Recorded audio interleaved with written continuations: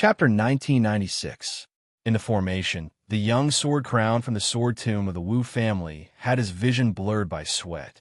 He held two sabers that he had casually snatched and had just repelled the dense saber formation of more than 100 Beimang soldiers. For a swordsman like Wu Luding, it didn't matter what kind of weapon he had in his hand. He took the opportunity to gasp for breath, shook his head, and lifted his sleeve to wipe his sweat. Looking ahead, the young man grinned. The so-called battle between masters was a battle of qi, which was the truth of martial arts. However, that was under the situation where both sides were evenly matched and there was no room for the slightest difference. But when it came to fighting on the battlefield, there was no such thing. For example, no matter how closely the Beimang soldiers and archers connected their attacks, there was no way that the young sword crown did not have a chance to breathe. However, this did not mean that Wu Luding had become a legendary enemy on the battlefield. This was because the depth of a martial arts master's qi was ultimately fixed. Not to mention the earth immortals, even the celestial state masters who could resonate with heaven and earth did not have an inexhaustible qi. Every time they breathed, it was just a reaccumulation of power. The speed of the qi in the body was definitely much faster than the speed of replenishment. Especially compared to Wang Xianji, Toba Bodhisattva, or Xinyuan Pan, the ancestor of Mount Hui, who were pure martial artists, whether swordsmen focused on sword intent or swordsmanship, regardless of whether they had reached the first level, their physique was inevitably not as strong as the former. Therefore, in the 500 years of Jianghu, the people who advanced the fastest were usually the gifted swordsmen. Previously, there was Li Chungang, the spring and autumn sword armor, and now there was Chun Tianyuan, the banished immortal of Tai Bai's sword sect. On the other hand, although Wang Xianji, Xinyuan Pan, and the others had great achievements in the end, and their combat strength was even more terrifying, the speed of their martial arts advancement was obviously slower. Since ancient times, there was a saying that there was no enemy on the battlefield. Why was it that only Beiliang's Su Longxiang was expected to break the precedent? Of course, it was not because of how high Su Longxiang's realm was, but because he was born in the Vajra realm. On the battlefield, there was room for a martial Dao grandmaster to breathe again and again.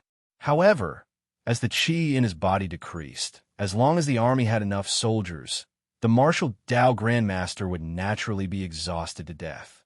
Of course, the young people of the Wu family, whose talent and constitution were the best among the Wu family sword tomb, understood this superficial logic. However, he still insisted on breaking the formation alone.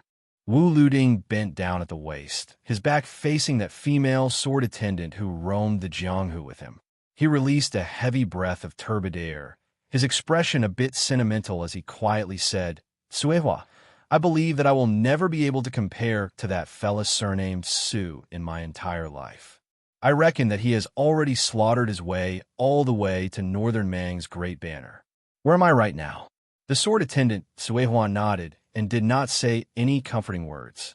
Wu Luding sighed. "It's really annoying. Do you remember that time in the reed marsh outside Xiangfan City? I could defeat 70 or 80 Beiliang's His Royal Highness with one hand."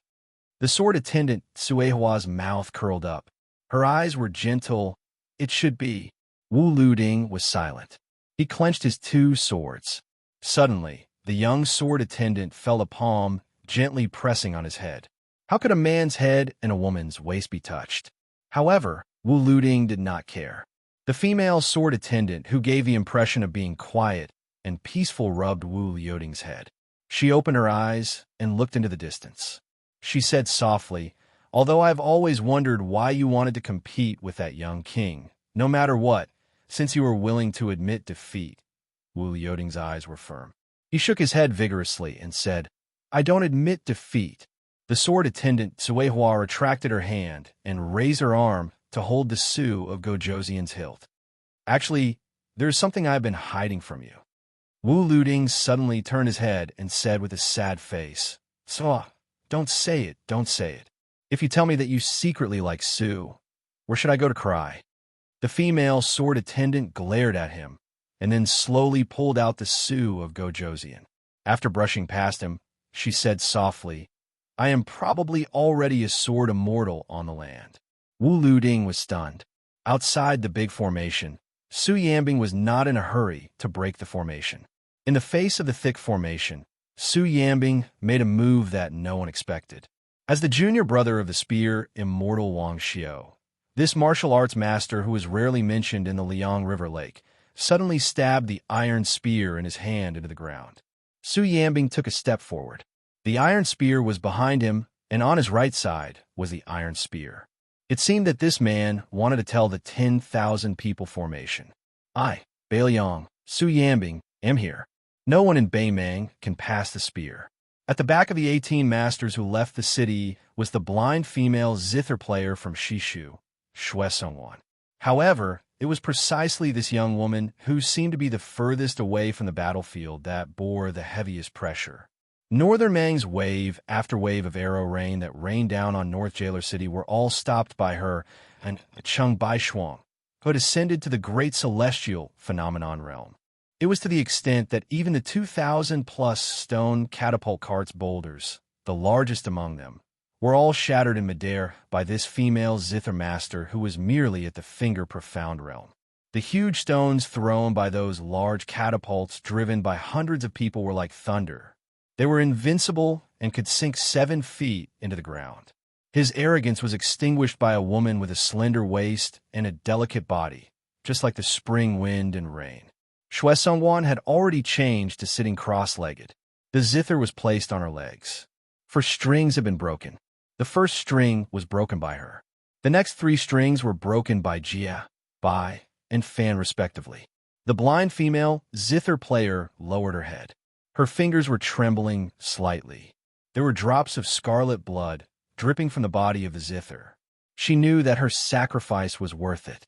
Although she was born an assassin and did not know much about war, before the siege infantry arrived, every wave of arrows that Beimang threw out to help the infantry suppress the city was equivalent to fewer casualties for the Bailiang frontier army in the North Jibei city. Xianxia slowly raised her head and looked with some confusion at the old Confucian who had come to her side. She knew that his surname was Cheng Baishuang. He was a scholar of the old Southern Tang and a martial arts master of the southern border. The old man said with an amiable expression, "Miss Xue, you are still young. You don't have to work so hard. Previously, you acted too quickly." This old man was worried about disrupting your qi and did not know where to stop you. Now, it will be up to this old man to do the work. Miss, it will be up to you to fill in the gaps. How about it? The blind female zither player gently shook her head. She was unusually determined. The old man did not find this strange. He waved his sleeve and smashed the boulders above his head with Howren Chi. At the same time, he continued to persuade her with an amiable expression. "Miss Xue, this old man is 2 generations older than you. Allow this old man to take advantage of his seniority and speak some great principles. This old man does not know why you are here and does not know who you are here for. But since this old man is fighting side by side with your little girl, there is no reason for a girl to die first. This is unreasonable and impolite, isn't it?" The woman smiled gracefully. She seemed to have thought of this old man, who also liked to speak reason. Some scholars, regardless of age, seemed to be somewhat naive and cute. She still remembered that in the early years, Su and this old man Zhao had argued. In a fit of anger, Su spoke without thinking and asked the old man why he did not die for the country. She did not expect that this old man Zhao would confidently reply to Su that scholars should be strategizing for the emperor in the imperial court. That kind of dedication was the right thing to do. Fighting on the battlefield had always been the duty of a martial artist. Death was a worthy death. If I, Zhao Dingxiu, was a scholar afraid of dying on the battlefield, what was wrong with that? Su suddenly grimaced and was speechless. This old man, Zhao, leisurely left with his hands behind his back. It was just that the old man's back was somewhat bleak. Cheng Baishuang laughed and joked. "Miss Xue, such a beautiful and rare girl like you. How can you not get married? Wouldn't that cause a certain man in the world to lose that great fortune?" This old man, Zhao, is old. If I were 30 or 40 years younger, I would definitely write a beautiful poem and give it to you. A gentle and graceful girl is a good match for a gentleman. Shui Songwan blushed.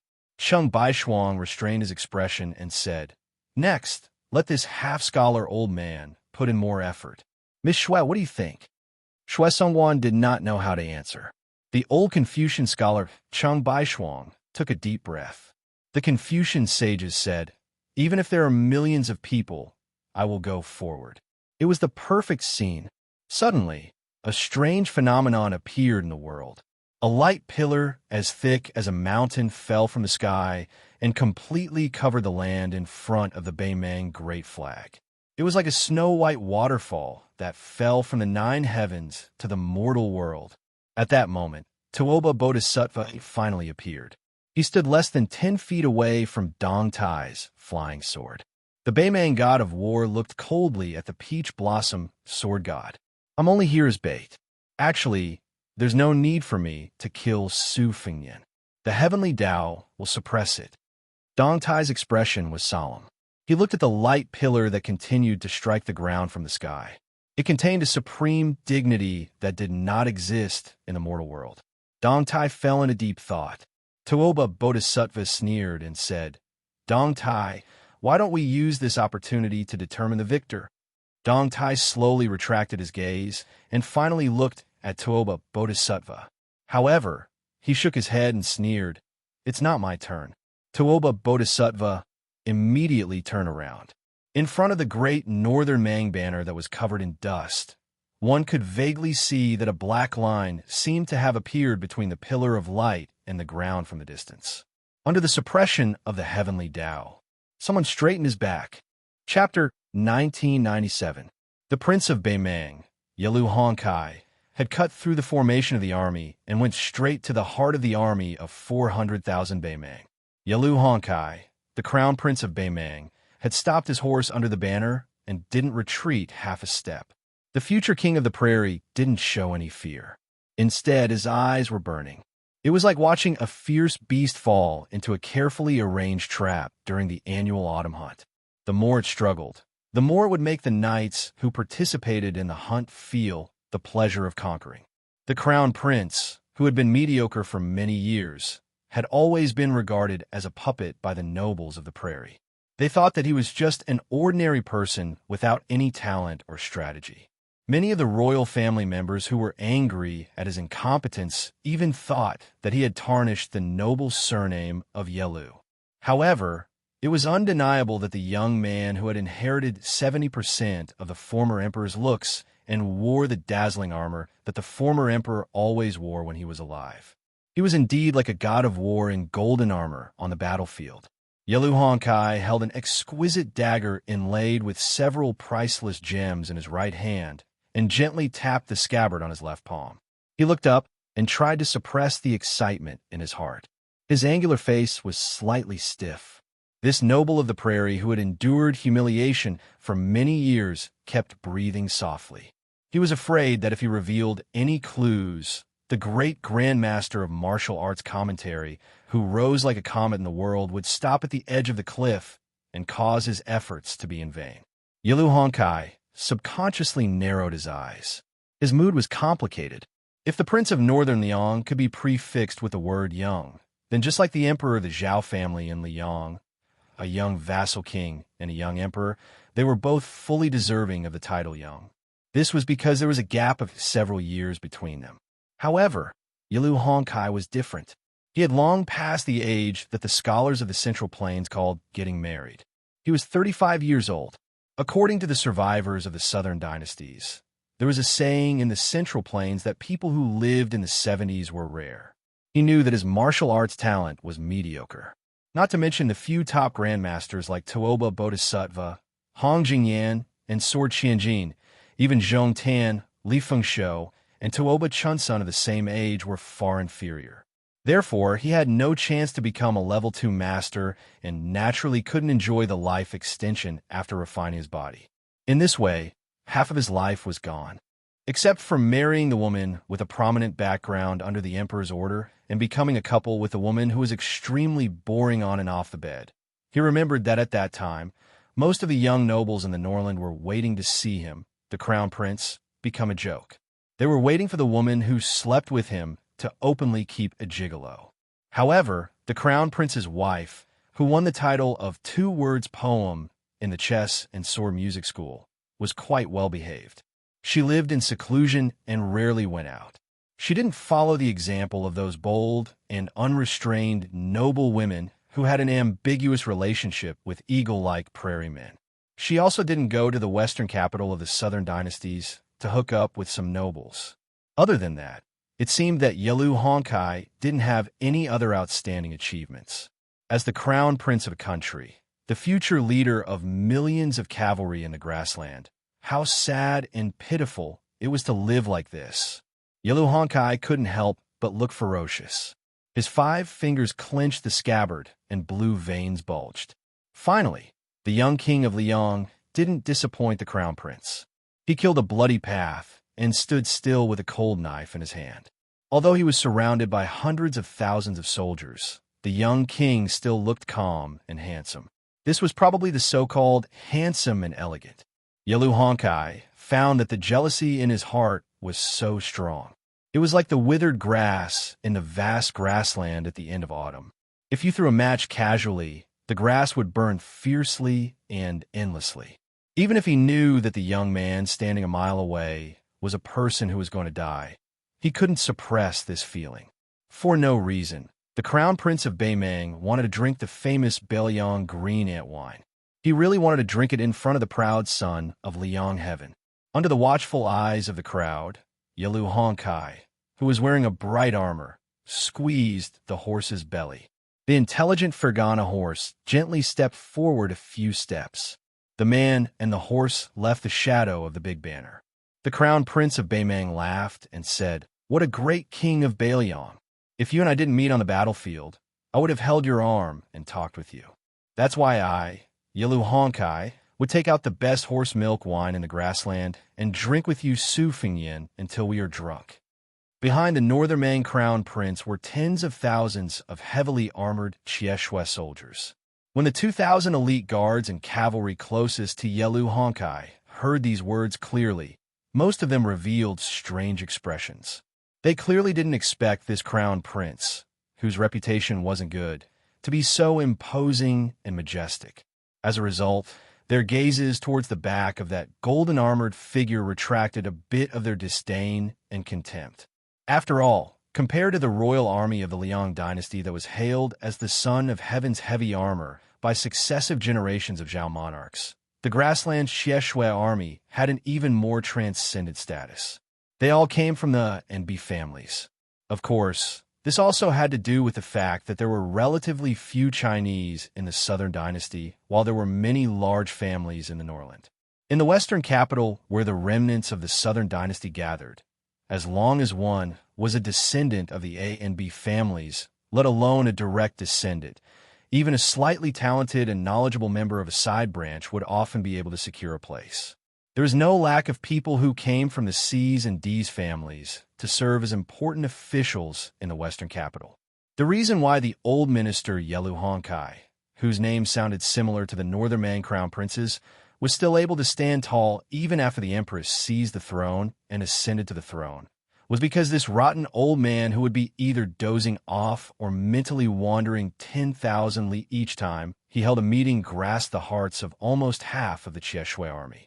Murong Baoding, who was known as the #1 relative of the empress, was supposed to be in charge of the Aquarius prefecture, which was an important source of food and war horses. However, in the end, he could only go to the Orange prefecture, which was ranked the lowest among the 13 prefectures. Undoubtedly, it was Yelu Honkai and a large group of Xianxia who secretly exerted force. Dongzhuo was able to quickly stand out in the southern dynasty and eventually hold the military and political power at the same time. Of course, the contribution of saving the country in the early years was indispensable. However, marrying the woman surnamed Yelu was more important. His Majesty especially valued Dongzhuo and constantly promoted him in hopes of alleviating the fierce conflict between the Murong and Yelu surnames to a certain extent. It should be known that in the past 400 years, there were many outstanding people in the grassland. It had always been the one who got the Xianxia army got the grassland. The biggest contribution of the king of the old northern courtyard, Su Huainan, was to assist the empress to break this iron law in the turmoil of internal and external troubles. He helped the empress, who was not a legitimate woman, not only to successfully sit on the dragon throne, but also to unexpectedly sit on the dragon throne. In the face of the bold words of the crown prince of Beimang, the young king of Bailiang, who was standing on the edge of the open space, was indifferent. He did not say any words of appreciation, nor did he take advantage of the situation to rush forward. He was always 1 mile away from Yellow Honkai. Obviously, he had already broken through 2,000 Beimang armor, but when no one stopped him, he chose to not move. This made the Beimang infantry behind the young king and the Xianxia army behind the crown prince of Beimang puzzled. Could it be that he had finally reached the point where he was an arrow at the end of its flight? Yellow Honkai did not continue to urge his horse forward. He just raised the dagger that was passed down from the founding emperor of Beimang and pointed it at his own neck. He laughed loudly and asked, "Su Fengyan, do you have the ability to take my head away?" Chapter 1998. In today's world, how many people could ask a martial arts evaluation grandmaster if he could take his own head at such a close distance? As a result, the soldiers around that extremely daring Northern Man crown prince, regardless of whether it was the infantry or cavalry, when they heard these words, they immediately felt their blood boil. They really wanted to charge at that arrogant Northern Liang king. It was a pity that the new Prince Liang was still unmoved, as if he wanted to retreat from the battle. Yellow Honkai, who was sitting high on the horse's back, smirked. Within the orderly Northern Mang army, this 1 li wide open space stood out abruptly and conspicuously. This was especially the case when it happened to be in front of the Northern Mang Great Banner. Even a blind person would know that there were hidden mysteries. He believed that with Su Fengyan's ambitious and ruthless nature and cultivation as a martial scholar, as long as he didn't lose his mind or become extremely conceited, he definitely wouldn't recklessly take risks. Yellow Honkai also didn't feel that a few words of provocation would be enough to successfully lure Su Fengyan, the backbone of Northern Liang's 300,000 cavalry, into a trap. However, there were some things that some people had no choice but to do. It was very simple. Yellow Honkai knew why he was suddenly able to govern the country. Why was he able to control 400,000 troops in one night and lead them south to attack Beimang City? Could it be that Her Majesty, who had been cold-blooded all her life, suddenly became merciful and decided to hand over the grassland to him, using the merit of Beimang City to pave the way for her only remaining flesh and blood? Of course not. She never cared about the fact that even a vicious tiger wouldn't eat its own cubs.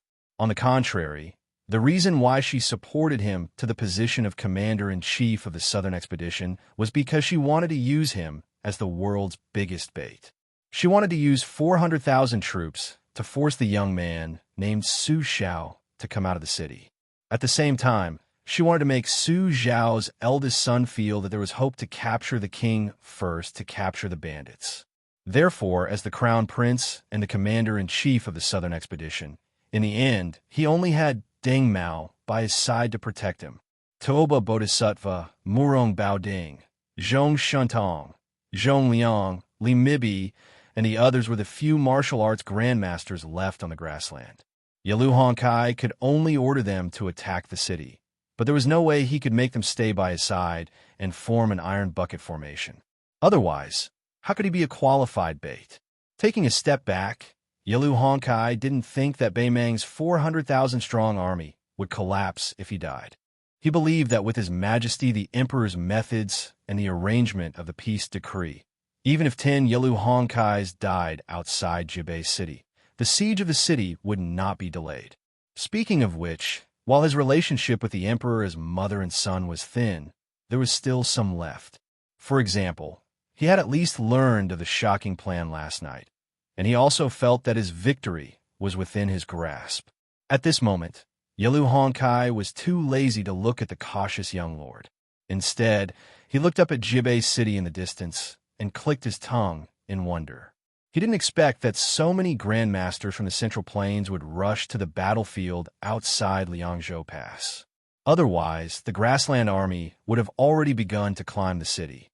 But this was also a good thing, a very good thing. Nearly 20 of the top martial arts grandmasters from the Central Plains died one after another outside Jibei City under the crushing of his own cavalry.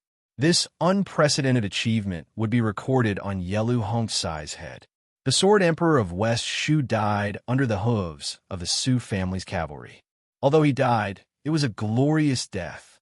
The Spring and Autumn War had ended more than 20 years ago, but the Central Plains still enjoyed talking about it. They talked about the heroism of the Sword Emperor of West Shu and the cruelty of the Su family's cavalry. Think about it. Su Xiao had led the army across the Central Plains for more than 20 years and fought countless soul-stirring battles. Why was it that the pacification of West Shu went so smoothly? The number of times he was mentioned in the streets was comparable to the Battle of West Wall and the Battle of Jinghe. Obviously, it was because the Sword Emperor of West Shu had single-handedly provided timely help. Including the king of Bailiang, Su Fengyan, there were 17 people on the battlefield outside Jibei City. 18 martial arts grandmasters whose names shook the Central Plains. Only then did Yelu Hong retract his gaze, slowly drawing out his dagger. Under the illumination of the sunlight, the unsheathed dagger sparkled with radiance. This northern Mang crown prince lowered his head to look, narrowing his eyes as he stared at the blade that was as smooth as a mirror. He suddenly had a thought. After this battle, he should engrave 4 characters on this dagger. Return to the mandate of heaven. Su Fengyan looked at the empty field. For some reason, he looked as if a heavy burden had been lifted from his shoulders. He was not afraid of this trap appearing here. He was only afraid that it would be placed near Huaiyang Pass. He was afraid that the bait would not be this arrogant crown prince of Beimang, but the Bailiang Protector General Chu Lushan, who was facing off against Dong Zhuo's army. Su Fengyan held the cold blade in his hand tightly and disappeared in an instant. Deng Mao had already taken out the broken spear that was less than 3 feet long from his bag. When the young feudal lord disappeared, he took a step forward and landed on the left side instead of in a straight line. The next moment, Deng Mao slid back 7 or 8 steps. The entire sleeve of the arm that held the spear spurted out scarlet blood. Under the collision of the cold blade and the broken spear, a visible ripple of qi activity rippled like a vertical mirror. Under the huge impact, not only did the banner behind Deng Mao flutter, but even the extremely tough flagpole bent back at an astonishing angle. If Yelu Hongkai did not have Deng Mao in front of him to block most of the qi and Han Gu, who was the champion of the 2-word poem, dismounted from her horse and held her sword in front of Yelu Hongkai, this crown prince with an ordinary physique would have died on the spot. Chapter 1999. Deng Mao stared at the front with firm eyes. After the young king was repelled, he was standing on the edge of the open space. Compared to Deng Mao's arm that was full of blood, Su Fengyan just shook his wrist and waved his sword, dispersing the remaining force. Obviously, he was more at ease. The man in white in the distance reminded loudly, "Be careful when Deng Mao throws away his spear." Su Fengyan frowned. Deng Mao, who was exposed, didn't get angry. He just grinned and didn't care. Su Fengyan didn't pay much attention to the broken spear Deng Mao that he fought for the first time. It wasn't because he was conceited, but because he was confident. Deng Mao and Hong Jingyan's martial arts cultivation were relatively close, and even lower than Hong Jingyan in the Longyan Plains. After all, the chess and sword music school showed that he was about to break through the threshold and enter the celestial realm. It was just that Su Fengyan didn't give Hong Jingyan a chance to stabilize his realm. Otherwise, Beimeng would have one more Earth Immortal. Su Fengyan thought of the words Earth Immortal for no reason. His heart was a little heavy. He seemed to be casually looking around, but at the same time, his mind was turning rapidly. It was a publicly acknowledged fact that the pugilistic world was welcoming a once-in-a-thousand-years great year.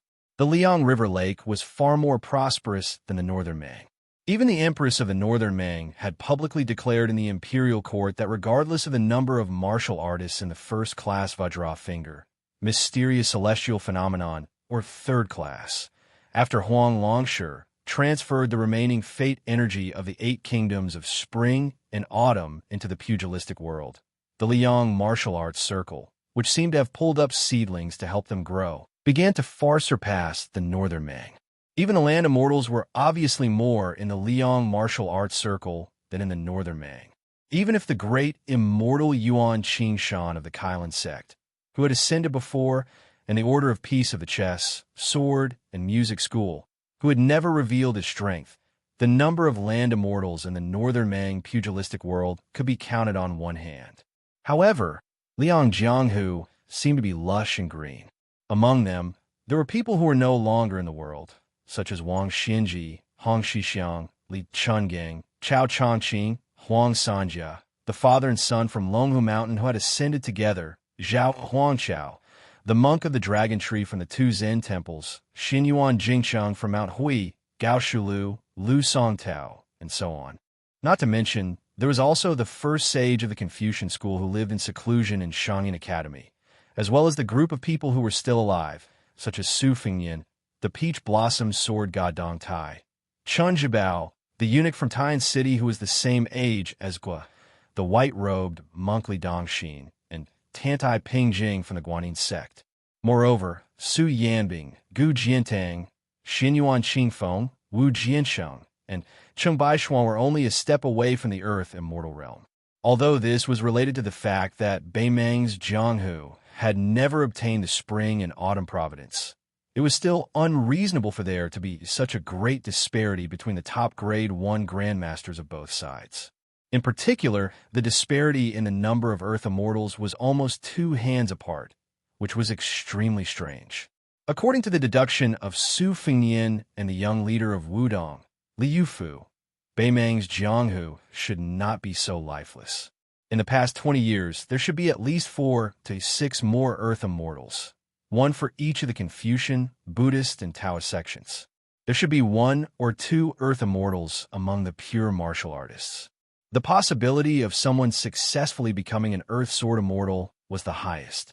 However, even if Su Fingyan and Tuoba Bodhisattva were fighting in the western region for thousands of miles, or killing the black dragon that symbolized Beimang's Zhou fate outside Liuzhou Pass, there were still no Earth immortals who appeared out of nowhere to stop them. It was as if someone in Beimang was deliberately suppressing the Jianghu's fate. But no matter what, where did the 3 or 4 Earth immortals who should have shown in Beimang in the past 20 years go? It was not that Su Fingyan did not know that Beimang was using Crown Prince Yelu Hongkai as bait to lure him to take the head of the general. In fact, Su Fingyan did not have much interest in killing Yelu Hongkai. If the old woman died of illness or a sudden death, then Yelu Hongcai's existence would not change Beimang's chaotic situation. On the contrary, it would worsen the internal strife. At the very least, his appearance would become a stumbling block in front of Yelu Hongkai and Yelu Dongchuan.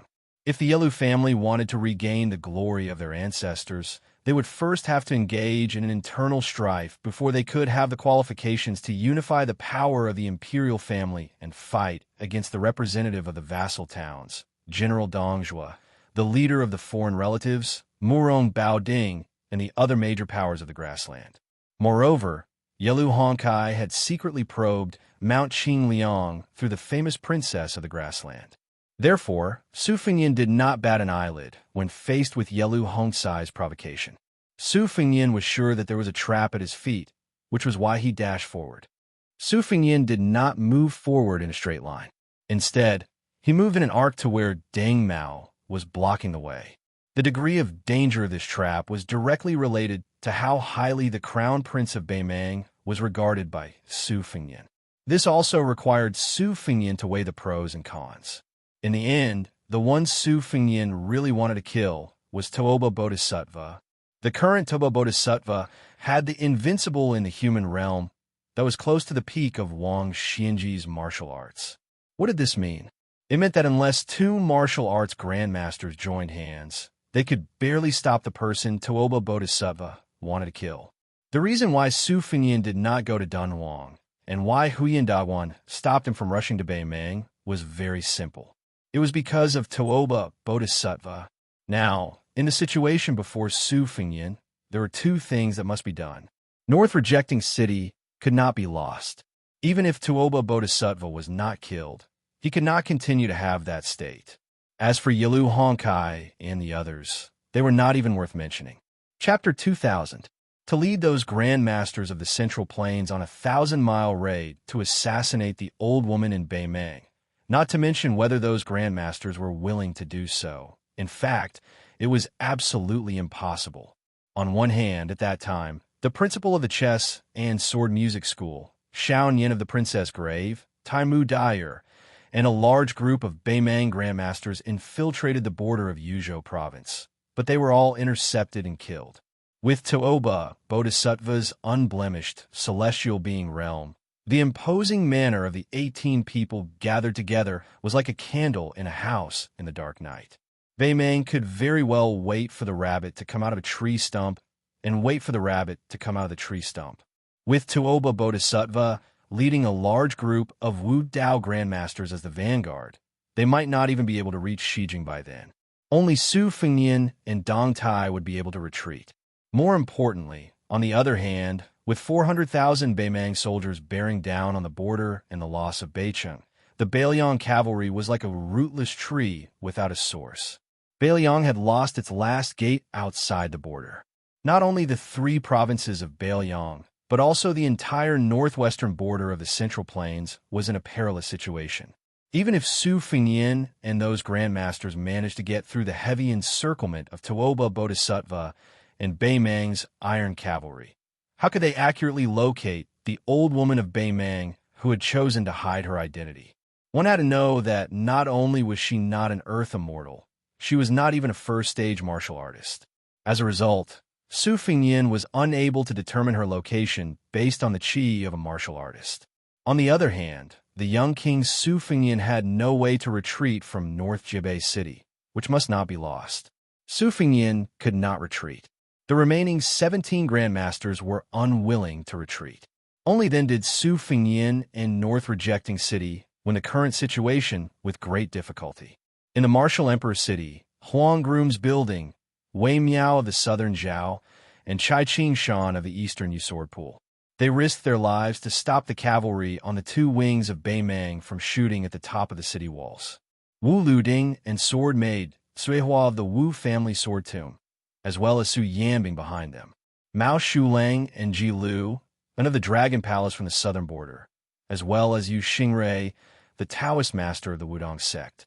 These 2 groups of people defended their position to the death in order to delay the Beimeng's besieging troops as much as possible. At the rear, Cheng Baishuang and Xue Songwan were doing their best to stop the Beimeng archers and the 2,000 catapult from attacking Beimeng City. Beimeng did not lack war horses or cavalry. They were known as the best cavalry archers in the world. They only lacked infantry that were good at sieges. The grandmasters of the Central Plains behind Su Fengyan and the white-dress Luo Yang were actually doing the same thing, which was to exchange their lives for the greatest loss of the Beimeng infantry. Obviously, Beimeng was also aware of this, so they quickly mobilized Murong Baoding and Zhong Liang's private cavalry, as well as the elite cavalry and the spiderweb men of sacrifice, as well as the Beimeng Jianghu forces that had decisively turned out in full force. They were using our entire Beimeng Jianghu to exchange for your dozen people's Jianghu. If Beimeng's Jianghu is still not enough, then we'll add in our grassland cavalry. Many Beimeng officers and soldiers recognized the identity of the white dress, and they all had complicated feelings. After all, this Grandmaster was known as the #1 Devil Path person in Beimeng. In the Beimeng court, where martial force was highly valued, everyone was happy to see him as a rebellious hero. However, Huyan Daiwan had never shown up, and this great devil, as a Grandmaster of the Central Plains, had chosen to stand on the enemy's side. This made the nearby Beimeng cavalry feel somewhat helpless, but they were not in a hurry to draw their swords against the infamous Luo Yang. Su Fengyan's hesitation before the battle, and his failure to make a prompt decision to kill the Beimang crown prince made Deng Mao feel somewhat regretful. Deng Mao wanted to open his mouth and say to the young man, "Su Fengnian, you could have died more heroically." In Deng Mao's eyes, this kind of cautiousness that did not match the dual identities of a grandmaster of martial arts evaluation and the king of Beimang was just a chance to live a little longer in the world or to make Li Mixi pay an extra price. Luo Yang had been quietly standing 200 steps behind Su Fengnian the whole time. In her vision, a young knight with a face full of armor suddenly appeared.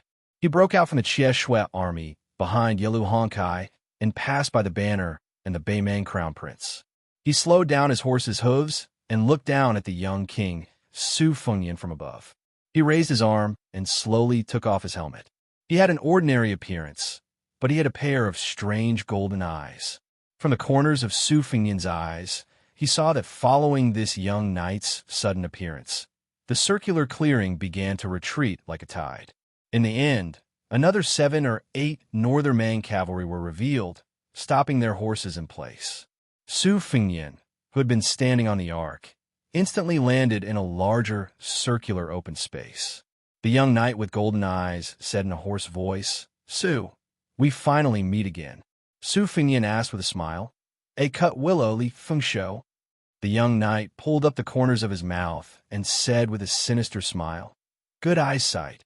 In the hinterland of the Central Plains, this genius swordsman nicknamed A Cut Willow, together with Spiderweb's leader Old Moth and Beimang's relative Murong Longshui, chased after Miss He.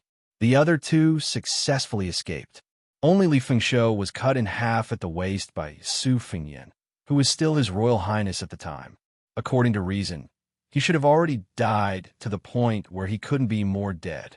This young knight, who was rumored to be Li Mibi's illegitimate son, stared at the young king. Yurli Yang's Great Peace City has a great formation that is specially used to deal with Earth Immortals. Our Great Mang is a dynasty built on horseback. Since this is the case, I believe that you, Su Fengnian, have also realized that after you entered the Earth Immortal realm, Beimang had no choice but to create this seemingly unremarkable secret formation to deal with you. However, I am very curious. Why aren't you running? Are you waiting for death? Su Fengnian turned around to look at Luo Yang. The latter didn't hesitate at all and rushed away. A cut willow's phoenix head leaned forward slightly and shot a glance at the demon who had previously shaken the grassland. His eyes were full of regret, but soon he felt relieved. Leaving behind this young king, who oversaw the Central Plains northwest border, successfully pulling out this damn nail, could be considered as not wasting such a huge amount of effort. In an instant, a cut willow's figure disappeared from the horse's back. At the same time, those knights who didn't have any strange chi fluctuations at all, as if they were possessed by celestial beings, dazzling snow-white light shone from their 7 apertures and the iron armor on their bodies. In the next moment, Su Fengnian crossed his cold blade in front of him. Beimang's cut willow's phoenix head was actually holding the young king's war blade with one hand behind his back and the other hand's 5 fingers behind his back. Li Fengshuo, who was at most in the Finger Xian realm for the first time, revealed his strength at this moment, absolutely not inferior to an Earth Immortal. With Su Fengnian and Li Fengshuo as the center, 12 Beimang knights who were blooming with white flowing light had already abandoned their horses and stood in a big arc. One of them was standing right in front of Crown Prince Yellow Honkai. 12 people, 12 celestial beings who had temporarily stepped into the Earth Immortal realm. 12 of them, at the same time, opened their arms, and the white light connected into a circle, like a snow-white flood dragon entrenched in the human world. Li Fengshuo's face was ferocious and proud. His 5 fingers that were holding the cold blade were surrounded by lightning, like an electric dragon swimming around. The young Beimang man's lips moved slightly and spat out 2 words, "Dead." Su Fengnian swept his blade and easily cut off Li Fengshuo's head. There was no blood spattering. The corpse fell to the ground like a shriveled skin bag. Then Su Fengnian looked up at the sky. In his vision, there was only a dazzling snow-white light. It was like a full moon falling into the human world. Outside the big circle, Li Fengxiu appeared beside Yelu Hongkai and Deng Mao. His eyes had returned to normal, but his whole body was covered in wounds. It was a horrible sight. However, this young man simply ignored the wounds on his body and his soul that had been broken together with his body. He only had joy in his eyes. Even if I have no future in martial arts in this life, it's worth it. The sun rose from the East Sea. The full moon fell on the human world. Within a day, outside the Liangzhou Pass, in less than half an hour, these two spectacular scenes were seen one after another. On the city wall of the North Barricade, countless Bailiang border guards could only watch the light column as thick as a mountain heavily hit the young king's head. Behind the northern Mang Great Army, Yelu Dongchuan and Chunjubo Toba stood side by side on the observation deck of a tower carriage. The former clicked his tongue in wonder and said, "So this is our emperor's trump card?" Tuoba Chi-yun pressed his hands on the rough but sturdy railing and exhaled heavily. The young man, who had always been expressionless, suddenly raised his hands and patted the railing. He said in a carefree and loud voice, "Done." People didn't know that Chunju Bo Fengyun was the one who had set up this big plan. Yelu Dongchuang suppressed the killing intent in his heart toward Tuoba Fengyun and asked curiously with a smile, "Chunju Bo Fengyun, can you explain to me?" Tuoba Fengyun hesitated a little, perhaps because he had personally created this great situation that could be said to have saved half of the country. Even Tuoba Fengyun couldn't help but feel a little proud. He looked at the majestic light column that had not shown any signs of decline and said with a smile, "Presumably, you also know that there were several banished immortals that fell one after another in the border areas of the Southern Dynasty, right?" Yelu Dongchuang nodded and secretly looked at the side face of his peer from the corner of his eyes. His high-spirited spirit, that was even better than that of the scholars in the Central Plains, really made people envious and jealous of him. Tuoba Fengyun's eyes were only focused on the magnificent battlefield of heaven and man in the distance. He continued to talk about his strategy. Those were just icing on the cake. In fact, even if there weren't several celestial beings that were knocked down to the human world by Su Fengyan, Beimeng's Jianghu fate was enough to accumulate 4 or 5 celestial beings. Tuoba Fengyun, started to advise the emperor on this matter in the chess and sword music school when I was 20 years old. Chapter 2001. At this point, Tuoba Chi-yun's lips curled up. She paused for a moment and turned to look at Yelu Dongchuang, who had an uncertain expression. She asked with a smile, "Do you know why there are no more than 3 land immortals in such a big grassland? Why did Huyin Daguan, who is a sect by himself, go to the Central Plains? Why did the woman in white, who stopped the number 1 person in diabolism, only send out a cavalry, but not a real top martial arts master? And why did the Qilin Immortal, who is a national advisor, choose to leave the human world before the first battle of Liangmang without any warning?" Yelu Dongchuang could not answer a single one of the questions. Tuoba Chi-yun laughed and said, "Isn't it strange that the master of Bubang Mountain, the 5th raccoon, was only at the Finger Xian realm before he died? If it is said that the Qilin sect's fate was taken away by Yuan Qingshan alone, causing the other Taoist experts to stagnate in their realms, it is still reasonable. Then why is it that my chess, sword, and music house, which has produced so many heroes, is still unable to break through that layer of window paper? In the end, it's just a simple logic. Since Huang Sanjia of the Central Plains scattered the fate of the fallen countries into Jianghu, then why can't my grassland merge the fate of Jianghu with the dynasty? It's nothing if the martial arts of Jianghu are used by the imperial court. Only when the fate of Jianghu is used by the dynasty can it be considered safe. Whether it's the Su family riding their horses in Jianghu or the grassland gathering of Jianghu sects in the early days, it's all a simple plan. It can't be considered as cutting the weeds and eliminating the roots. Tuoba Chi-yun seemed to have realized that she had lost her composure. She quickly stopped smiling and returned to her calm state of mind. She no longer revealed the secrets of heaven. You only need to know that in order to suppress Su Fengyan, the emperor paid an immeasurable price. Therefore, the king of Bailiang died a worthy death. Yelu Dongchuang rubbed his chin. He did not care whether the king of Baelyong died a worthy death or not. He only knew that the shrewd young man beside him was definitely not to be attracted. One day, he would let Tuoba Chi Yun die a worthy death. Suddenly, Tuoba Chi Yun's eyes widened and she was shocked. Yalu Dongchuang followed his line of sight and his emotions surged. There was fear, respect, and the fascination of a martial artist. For some reason, Yalu Dongwen felt a sense of unspeakable satisfaction. What great things can a scholar achieve in this chaotic world? The pillar of light that symbolized the way of heaven pressed down rapidly.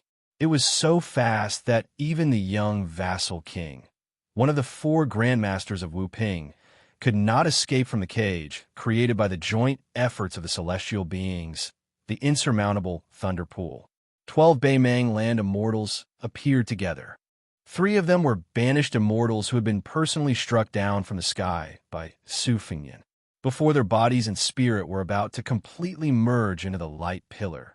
One of them sneered and said, "How dare a mere mortal disobey the will of heaven? Do you really think that we will be so weak?" The Baimang land immortals who stood behind the young vassal king had the most powerful momentum, as if they were guarding the 4 directions of heaven and earth. These 4 celestial beings were different from the Baimang Qi cultivators who bore the fate of Jianghu with the body of a mortal and temporarily entered the realm of land immortals. These 4 celestial beings came from heaven and were the same as Bodhisattva Tuoba's cultivation. They were also one of the gifts from the will of heaven. However, they were relatively more hidden and were far less dignified than Bodhisattva Tuoba, who bore the will of heaven.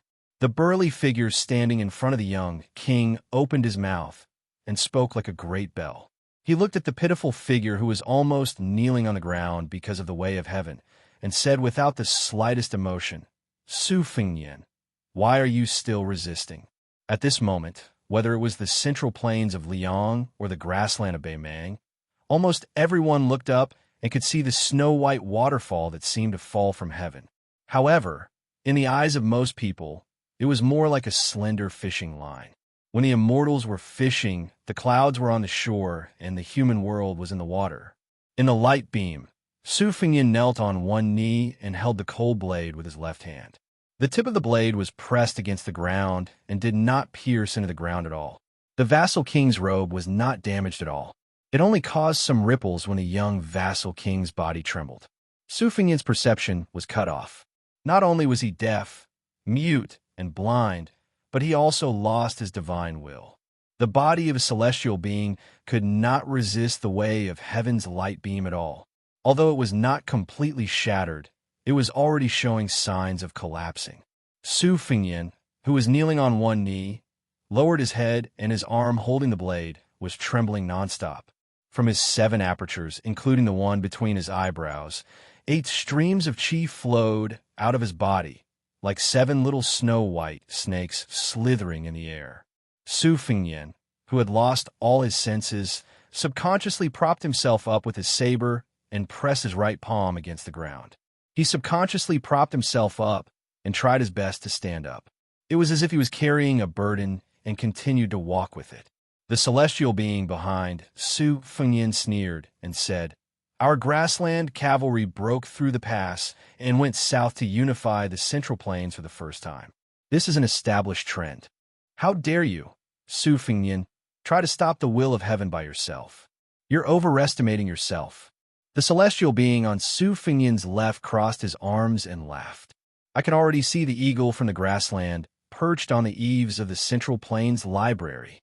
The celestial being on Su Fengyan's right shook his head slightly. His silver eyes showed some sarcasm and pity. With only the power of one place, you can show a power that is more impressive than the power of a country. You've caused so much trouble for our grassland men. You Baelyong are not bad. Chapter 2002. Compared to the Northern Mang's secret Qi cultivators who had already dissipated in the Pillars of Light, the figures of the 4 Celestials and 3 exiled immortals were much more durable. They seemed to be a little impatient with the young lord's persistence. After looking at each other, the 3 banished immortals nodded and dispersed their bodies and spirits. In this way, The light beam, that was already aggressive, suddenly became more powerful. The young lord, who was kneeling on one knee, suddenly felt his shoulders sink a little. Tuoba Chi-yun, who was sweating profusely, felt relieved. But this time, he couldn't smile anymore and still looked serious. Yalu Dongshuang, who had been looking at Chun Jubo's face, was a little disappointed. He thought that Su Fengyan could at least risk his life to exchange for those immortals from Earth. It would be even better if he could kill Yalu Honkai in one go. At some point in time, a purple robe rose from the ground in the distance and crashed into the pillar of light. Luo Yang in white tipped her toes and grabbed Xianyuan Qingfeng's shoulder, smashing her to the ground. She said in a low voice, "Don't go. With your fate, you can dominate the Jianghu. But against the fate of heaven, it's like hitting a stone with an egg. You'll die in vain." After killing more than 80 Beimeng Jianghu experts and piercing through the encirclement of 1,000 cavalry, Xianyuan Qingfeng was obviously badly injured. After falling to the ground, she spat out a mouthful of blood. She ignored Luo Yang's warning. The qi in her body was circulating rapidly, and she was about to stand up again. Luo Yang quickly landed beside her and said calmly, "Trust me." Xianyuan Qingfeng gave up attacking the light beam and said coldly, "Don't do things more than 3 times. Now, don't stop me from killing that Beimeng crown prince." Luo Yang didn't have any intention to stop her this time.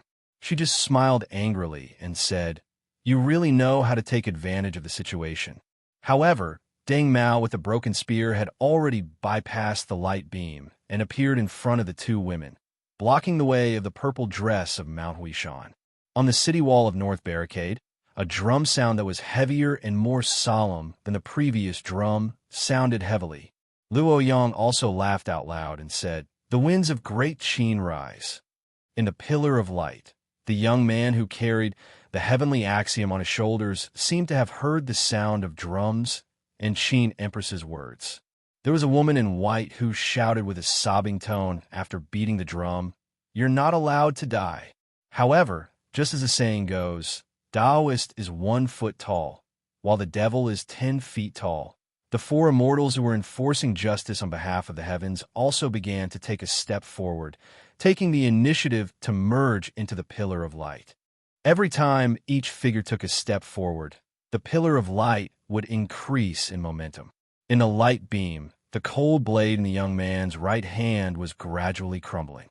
His lips moved slightly, but no words came out of the light beam. Even he couldn't hear his own voice. But the young king knew what he was talking about.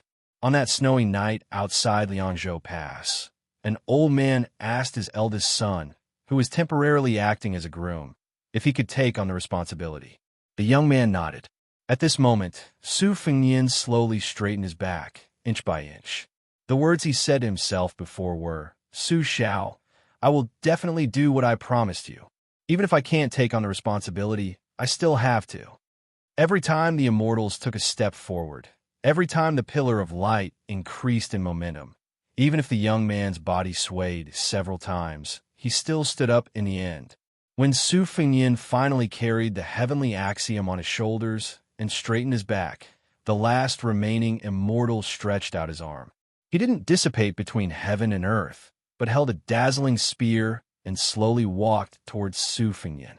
Deng Mao began to charge forward toward Xianyuan Qingfeng.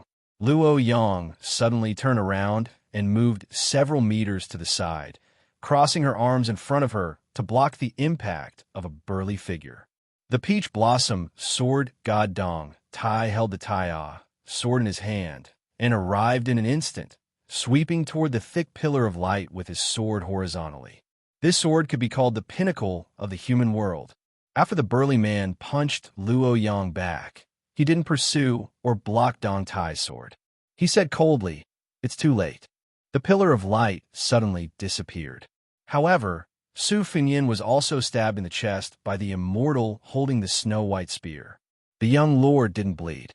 After the snow-white spear pierced through his body, it revealed an exceptionally dazzling snow-white light. At this moment, it was as if all sounds between heaven and earth were silent. The first to break the silence was Luo Yang. She turned around and glared at the back of the figure, questioning, why?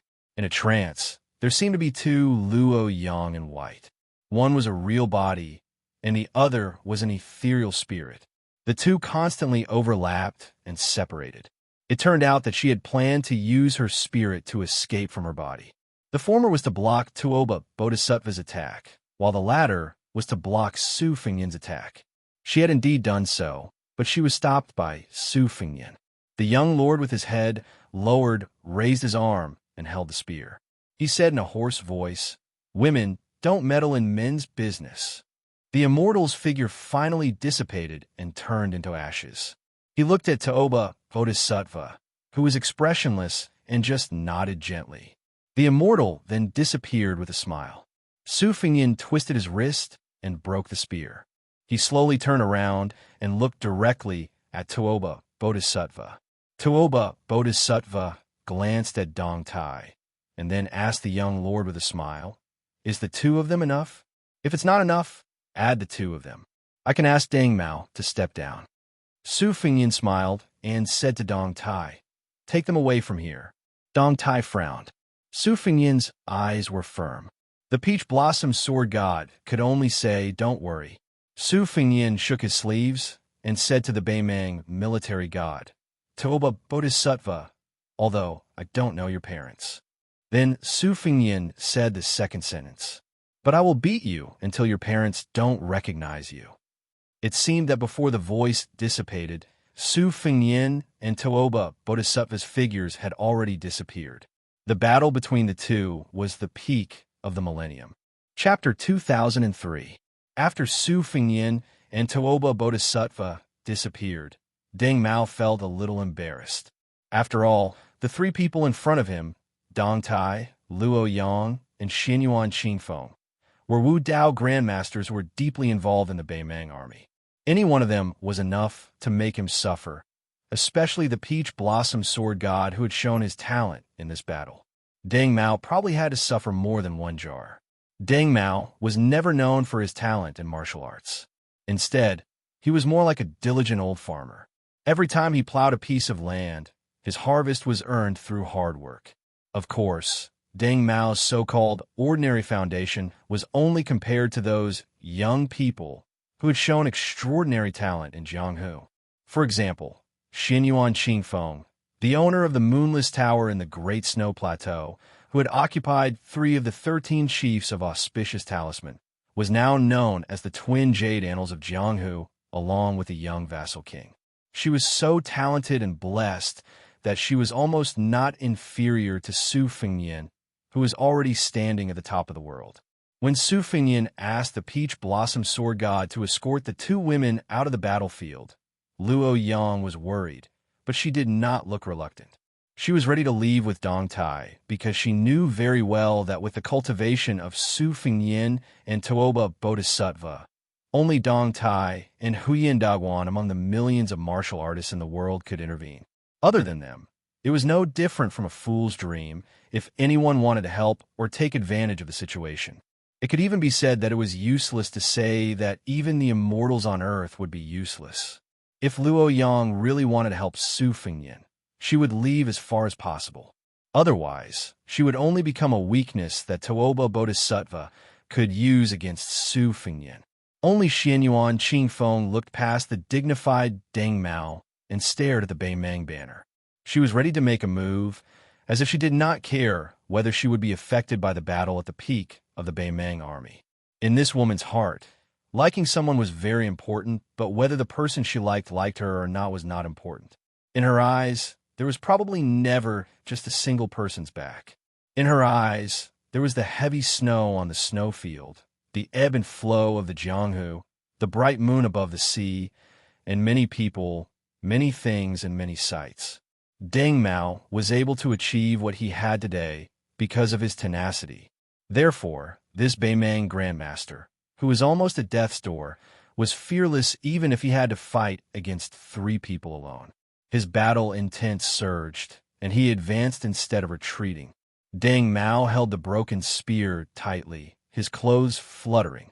He faced the purple-robed man of the Central Plains and asked in a deep voice, Are you Xianyuan Qingfeng of the Great Snow Plains? Xianyuan Qingfeng retracted his gaze and sneered. Could it be your long-lost mother? Deng Mao, who had already disregarded life and death, was stunned and speechless for a moment. Clearly, he didn't expect that Xianyuan Qingfeng, a grandmaster of the Jianghu, would say such unbearable words. Not far away, Luo Yang shook her head slightly and clicked her tongue.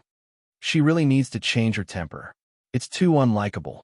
For some reason, Luo Yang had always held a subtle admiration for this arrogant and despotic chief of the Liang-Wulin alliance. Hearing this, the Peach Blossom Sword God smiled and teased, which was rare of him. The Central Plains, on the other hand, are fond of this. Nowadays, masters roam the Jianghu, hiding and hiding. It's very undesirable. Luo Yang couldn't help but laugh. She remembered something and asked in a low voice, "Why did the heavenly way that fell to the mortal world disappear on its own? Was it because you cut it off?" Dong Tai shook his head and said, "In fact, my sword didn't hit the light beam just now. As for why it suddenly disappeared, I'm not sure if it was to avoid my Taiya sword's edge, or if it was to hide something and have a backup plan." Luo Yang looked up at the sky and said angrily, "It's so annoying. It's like a ghost that won't go away." Dong Tai agreed. He turned his head and looked at the top of North Barricade City. He said to Xianyuan Qingfeng solemnly, "The Beimang army is about to reach the city. You two better go back to support them so that Su Fengyin won't be distracted. As for me, I have to go to the sky and take a look." Xianyuan Qingfeng said expressionlessly, "Since we're already here, there's no reason to turn around and leave. You don't have to worry about me. I, Xianyuan Qingfeng, am in charge of my own life." Dong Tai smiled and dismissed it. Then, he chanted the word, "Rise," and stepped on the Taiya sword. He rose into the sky and broke through the clouds. One man and one sword disappeared into the golden sea of clouds above everyone's heads. If Su Fengyin's enemy was the invincible Toba Bodhisattva and was no longer suitable for Dong Tai to interfere, then the only person who could be considered a mortal enemy by the Peach Blossom Sword God would be in the sky. Luo Yang said hello to the back of Mount Huishanzi. Then she smiled and said, "Xianyuan Qingfeng, I'll give you my deer-chasing mountain as your dowry. Anyway, I don't think you'll be able to get married in this lifetime." Xianyuan Qingfeng didn't turn around, but his shoulders were obviously stiff. Luo Yang and White flew up and left with a laugh, returning to North Barricade City. It wasn't that the Beimang army was scared out of their wits and could only allow the former number one demonic cultivator of Beimang to come and go as she pleased. It was because the battlefield behind Luo Yang was already in chaos. Countless Beimang soldiers were frantically fleeing, and no one could pay attention to her movements. It turned out that back then, the Northern Mang war god was kicked out by the new King Liang. Even though his tall and sturdy figure didn't fall to the ground, he still slid several dozen zhang away. The 100 or so armored Northern Mang cavalry on that path were instantly sent flying to the sides by Toba Bodhisattva's retreating body. Both men and horses were sent flying into the air, causing many innocent cavalry soldiers to fall off their horses as well. Su Fengyin didn't follow up with another attack. After landing on the ground, he put his saber back into its sheath. After the dust settled, Toba Bodhisattva stood where he was. Although he had been knocked back by Su Fengyin, he didn't look embarrassed at all. This Beimang war god, who had always been crowned as the king of the grassland, had arms like an ape. Strands of golden chi that were almost condensing into solid objects circled around his body. Especially under the light of the rising sun, they shone brightly, as if he was a war god from the heavens.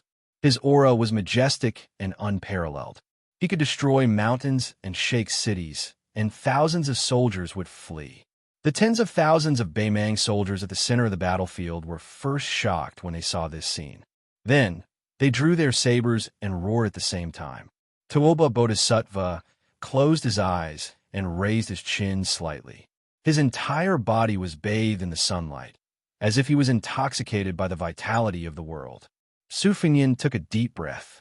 His sleeves fluttered and were instantly filled with the Great Spirit. He took a step forward with his left foot.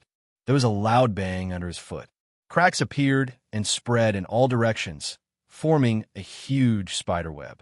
The next moment, Su Fengyan's figure appeared in front of Tuoba Bodhisattva. He jumped up high and stretched out his right fist in a big arc, quickly smashing towards Tuoba Bodhisattva's forehead. For some reason, Tuoba Bodhisattva didn't move at all. He maintained his original posture and didn't move at all. Su Fengyan's fist smashed down and directly smashed Tuoba Bodhisattva's body. In an instant, he disappeared from everyone's sight. Su Fengyan stood at the edge of the big pit. He looked down and frowned. Tuoba Bodhisattva stood at the bottom of the pit and slowly opened his eyes. He looked at Su Fengyan, who had just punched with the power of thunder. Tuoba Bodhisattva's mouth twitched, full of sarcasm and disdain. At the same time, he seemed to be asking why the young king was so polite and why he didn't use the more lethal two-sleeved green snake at the beginning. This kind of attack didn't hurt at all. Was it because Su Fengyan had become too weak, or was it because Tuoba Bodhisattva had become too strong? Su Fengyan's brows relaxed. He gently twisted his wrist and then suddenly clenched his fists. This time, Su Fengyan disappeared in a flash. Probably because his speed was too fast, the place where he originally stood exploded into a cloud of mist. Su Fengyan, who was wearing a purple-gold embroidered robe, rushed forward. Wherever his body passed, a long black rainbow stretched out. No one on the battlefield clearly saw how the young king attacked. They could only vaguely see that Tuoba Bodhisattva, who was covered in golden light, was hit by the black rainbow. His whole body flew backward again and again. The black rainbow followed like a shadow. It was as if Tuoba Bodhisattva, who was shrouded in golden dragons, was hit again and again. In this straight line, more than 100 Beimang cavalrymen who couldn't dodge in time were torn into pieces on the spot. If they were hit directly, they would be smashed into pieces. Every time the two grandmasters collided, the violent sound caused by the collision came late and seemed to be extremely delayed. Every punch landed squarely on the body. There were no flashy moves, nor were there any magnificent and shocking ultimate techniques. On the contrary, it was like a rude and unreasonable fight between villagers. They went back and forth, and it was very straightforward. However, it was purely because the two sides were Su Fengyan and Tuoba Bodhisattva. It was a Vajra realm against a Vajra realm. With Su Fengyan's current chi dynamic and physique, he could fly and fly at the speed of his sword. However, every time he rushed forward to kill Tuoba Bodhisattva, he would take a step that seemed cumbersome, but was actually very mysterious. This was not the Taoist magic of shrinking the ground into an inch, but it was taken from the Grand Peace City's gatekeeper, Master Lu Haoshi. At that time, Master Lu Haoshi used this move to enter the city from 10 miles away.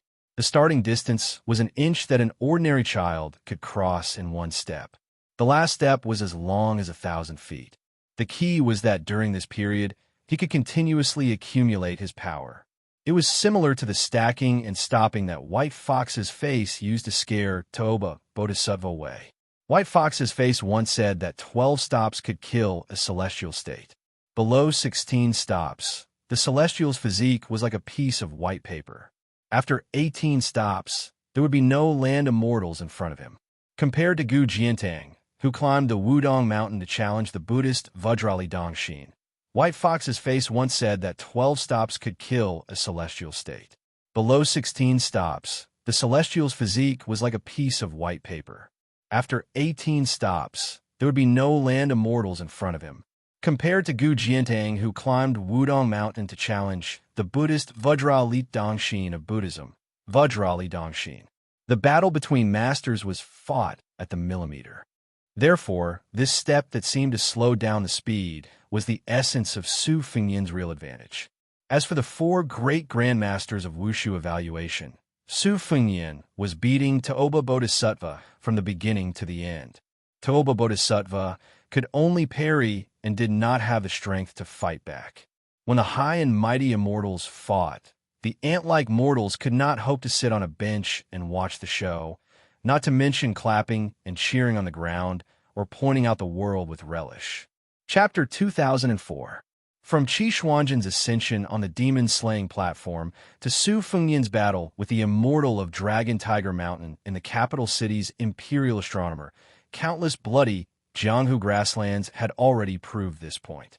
In addition to drawing their swords to boost Toba Bodhisattva's momentum, Beimang's cavalry had already deliberately retreated to the east and west under the urgent mobilization of some generals and chiliarchs. They did not care about the established formation to prevent themselves from being implicated in the battle between the two grandmasters. It was a pity that the young king who had been suppressed by the heavenly way did not show any signs of weakening. His attacks were still shocking, and Toba Bodhisattva inexplicably fell into a dangerous situation where he was beaten passively, causing the thousands of cavalry nearby to die in the hands of their own war god. A Beimang cavalryman who was galloping to the west only felt that he was lifted off the ground and turned around. It turned out that Toba Bodhisattva's tall back had hit him near the horse's buttocks. Fortunately, Toba Bodhisattva only smashed the back half of the warhorse's body, and the cavalryman was not killed on the spot. However, the young king who was following behind quickly grabbed his head and threw him out. The cavalryman in armor was thrown to Toba Bodhisattva, who had just slowed down. The latter stretched out an arm forward. The poor cavalryman crashed into the majestic Qi and shattered like an egg hitting a rock. Su Fengnian passed through the bloody mist and pressed a palm on Toba Bodhisattva's chest. In the past, on the reed-filled path outside Xianxia City, Beiliang, His Royal Highness, had used a move that he had comprehended from practicing his swordsmanship to defeat the red armor talisman general who was far superior to him. That move was named armor removal. This was the first time Su Fengnian used the fixed move in a battle of life and death between the two grandmasters. Logically speaking, Toba Bodhisattva, who was supposed to retreat faster than before, did not retreat at all at this moment, which was extremely unusual. The golden Qi, as thick as an arm, wandered freely like dragons, like the eyes of a heavenly king, solemn and dignified. 18 strands of vital energy lingered in the surroundings like 18 coiling flood dragons. After resisting the young king's armor removal, the golden dragons wandered and rolled faster. It was dazzling and made Toba Bodhisattva, who was already tall and sturdy, look even more majestic and awe-inspiring. Returning to nature, the Qi was as usual. This was the Qi that only celestial state warriors or Taoist Xianxia could possess. It was the dream of all martial artists in the world. The second grade master or first grade Vajra state. When they occasionally showed up in Jianghu, they were often the most sensational because their Qi was much more than ordinary martial artists. They were often the most outstanding when they appeared Jianghu. Their Qi was realm level was realm. They would often cause a sensation when they occasionally in Jianghu, because they were in Qi that was much realm. They was in the Qi, and had seen King, the great lord north, many who had many times and went alone, many alone north city. Of the many had master. Toba Bodhisattva was another special case after Wang Xianji of the martial emperor city. He was a special case among the earth immortals. This Beimang army god's Qi was so strong that he had to pour out. Toba Bodhisattva's eyes were full of sarcasm. He seemed to be looking down on the young king's insignificant skill. Su Fengnian changed his palm into 2 fingers and formed a sword. Finger sword style. On the big lake outside Yuyan Mountain Villa, there was once a female Qi cultivator from the Guanyin sect who fought Su Fengnian with 2 styles of finger Xian realm. One was Finger Mountain, and the other was Finger Sea. They respectively meant Finger Mountain to fill the sea and Finger Sea to destroy the mountain. Toba Bodhisattva also felt the Qi movement in his chest. After weighing the pros and cons, he turned sideways in the blink of an eye and dodged the young king's finger. As expected, when Bodhisattva Toba barely dodged the finger sword, a white rainbow of sword aura shot out. The power of the sword aura was not inferior to the all-out sword strike of a land sword immortal at close range. However, Tuoba Bodhisattva soon showed a somewhat helpless expression. The seemingly aggressive mountain-splitting sword style was suddenly weakened after shooting out for a short distance. At the same time, the young king's 2 fingers turned back into a palm, and the back of his hand was placed on Tuoba Bodhisattva's chest. He slapped his arm. Stacked thunder. Tuoba Bodhisattva's chest felt like it was struck by lightning. However, he only gently inhaled, and the 18 golden dragons suddenly stopped. Then, the power of the stacked thunder was miraculously removed. The stacked thunder that was on the verge of being triggered had a total of 6 times. It was continuous and progressive. After Tuoba Bodhisattva inhaled and exhaled, the dragons returned to their swimming state. A human's breath was very ordinary. Tuoba Bodhisattva's understatement of movement and stillness made the young king's terrifying stacked thunder disappear after the second stacking. Su Fengnian's left hand, which was hidden in his big sleeve, clenched his fist and loosened his 5 fingers. It was also an extremely simple action. After that, Tuoba Bodhisattva's head shook violently, as if it was hit by a bell. Then, his whole body flew out horizontally. Gu Jiantang's Thunder Square was known as the Thunderpool of Palms. Tuoba Bodhisattva's body staggered horizontally. He stepped heavily on the ground and forcibly stopped his body. Beimang's god of war raised his arm and gently wiped the blood from his nose with his thumb. Golden blood. The former leader of Buddhism in the world, the dragon tree monk of the 2 Zen temples who met Su Fengnian and Beimang, relied on his supreme cultivation to cast an invincible Vajra body. The blood in his body was refined into golden liquid. 800 years ago, the group of great Qin alchemists who tirelessly went to the sea to search for the immortality elixir for the emperor was actually a kind of Zhong Shuntong in the hearts of the people of the future. Undoubtedly, turning stone into gold was the most fascinating thing. Although this was the short-sightedness of the common people. In fact, after the Great Qin dynasty, there were many branches of Taoism, such as the Pill Cauldron Talisman Amulet. Of course, the Pill Cauldron sect had a deeper meaning. The Pill Cauldron sect mainly focused on the internal and external Jindan. Even the Talisman Amulet sect had to advocate refining Jindan internally and using talisman amulets externally. Wudong's patriarch Lu was the master of Taoism's inner elixir study. Wudong's Grand Yellow Hall and Jade Emperor Pavilion of Dragon Tiger Mountain were 2 Qi cultivation techniques. The former was regarded as having the magical effect of, once the apertures are enlightened, the golden body. Therefore, Taoism's Midas Gold was only 1 step away from Buddhist's invincible golden body. Chapter 2005. Tuoba Bodhisattva looked around. He was curious as to why the young enemy did not continue to suppress him. Could it be that he had realized that it was a fool's dream to completely destroy his qi in one go? Or was he secretly accumulating his power, the real trump card, similar to the 18 stops that the white fox face forced him to retreat? No matter what the young king thought, Tuoba Bodhisattva did not care. The realm of martial arts, the physique of a martial artist, and the state of mind of martial arts. A tripartite balance. Generally speaking, it was the external physique and the internal state of mind that supported the realm together.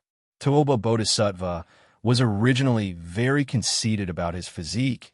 It was the same as pure martial artists like Liang, Xinyuan, Great Disc.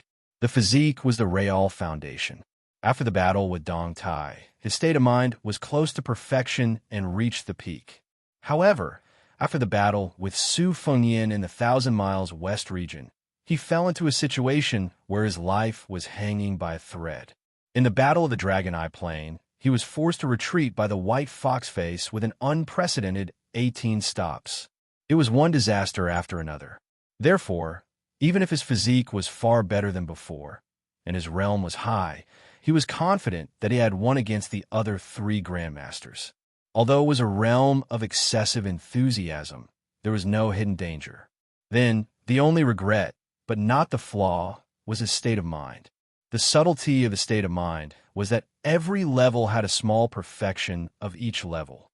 A second-grade master could also achieve a flawless state of mind. For example, Mount Huishan, Xianyuan Great Disc, and the current Liang Shuilu Spear, Saintly Hongho were respected as masters in Jianghu. It was recognized that they had great martial arts, but little martial virtues.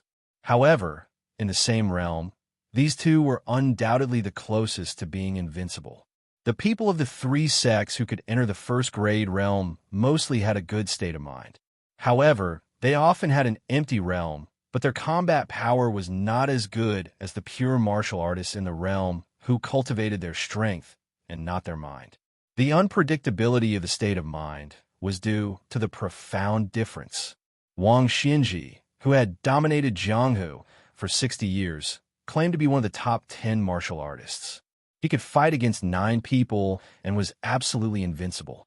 This was the state of mind of Wang Xinji that stood above everyone. It made people feel that this God-above old man should have ascended early. Why did he bully people in the mortal world? Tuoba Bodhisattva wanted to know how the young king who disappeared had achieved such a state of mind. Therefore, he did not fight. He wanted to let Su Fengnian use his life's unique skill. He wanted to use Su Fengnian as the world's best whetstone to sharpen his state of mind. He wanted to let Su Fengnian to show his skills to use Su Fengnian as the world's best sharpening his state. Tuoba Bodhisattva, for the first time to speak. To Su Fengnian. Han war atva atto to his to fight. Was to tudo him, to warm him, to him. To him, to face. Su tudo him. Finally, Su Fengnian showed his true form. Hovering in the sky, he lowered his head and replied, "Call you Lord?" Tuoba Bodhisattva looked up and sneered. "Is the great king of Bailiang, all you can do is talk?" Su Fengnian smiled and squinted his eyes, looking up at the North Rejection City in the south. Here it comes. Dark clouds loomed over the city. In the world, Li Chungang was the most powerful sword user, and Su Fengnian was the second most powerful one. The dense and majestic sword rain was the sword tombs scattered all over Yuzhou and River Province after the battle between the Wudong Mountain and the Zhang family. Although many of them were lost during the battle, there were still thousands of them. There were also more than 6,000 ordinary iron swords collected from Bailiang's Huainan and Huainan's Jianghu by the Fish Dragon Gang.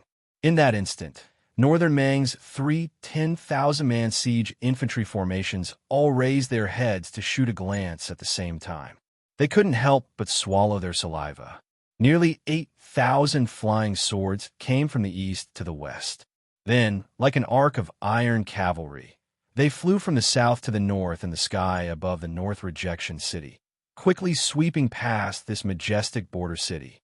In the end, the tips of the swords all pointed at the Baimang army outside the North Rejection City.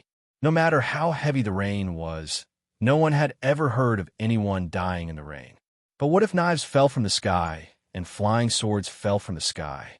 Tuoba Bodhisattva said in a low voice, "You dare to divert your attention and control the swords.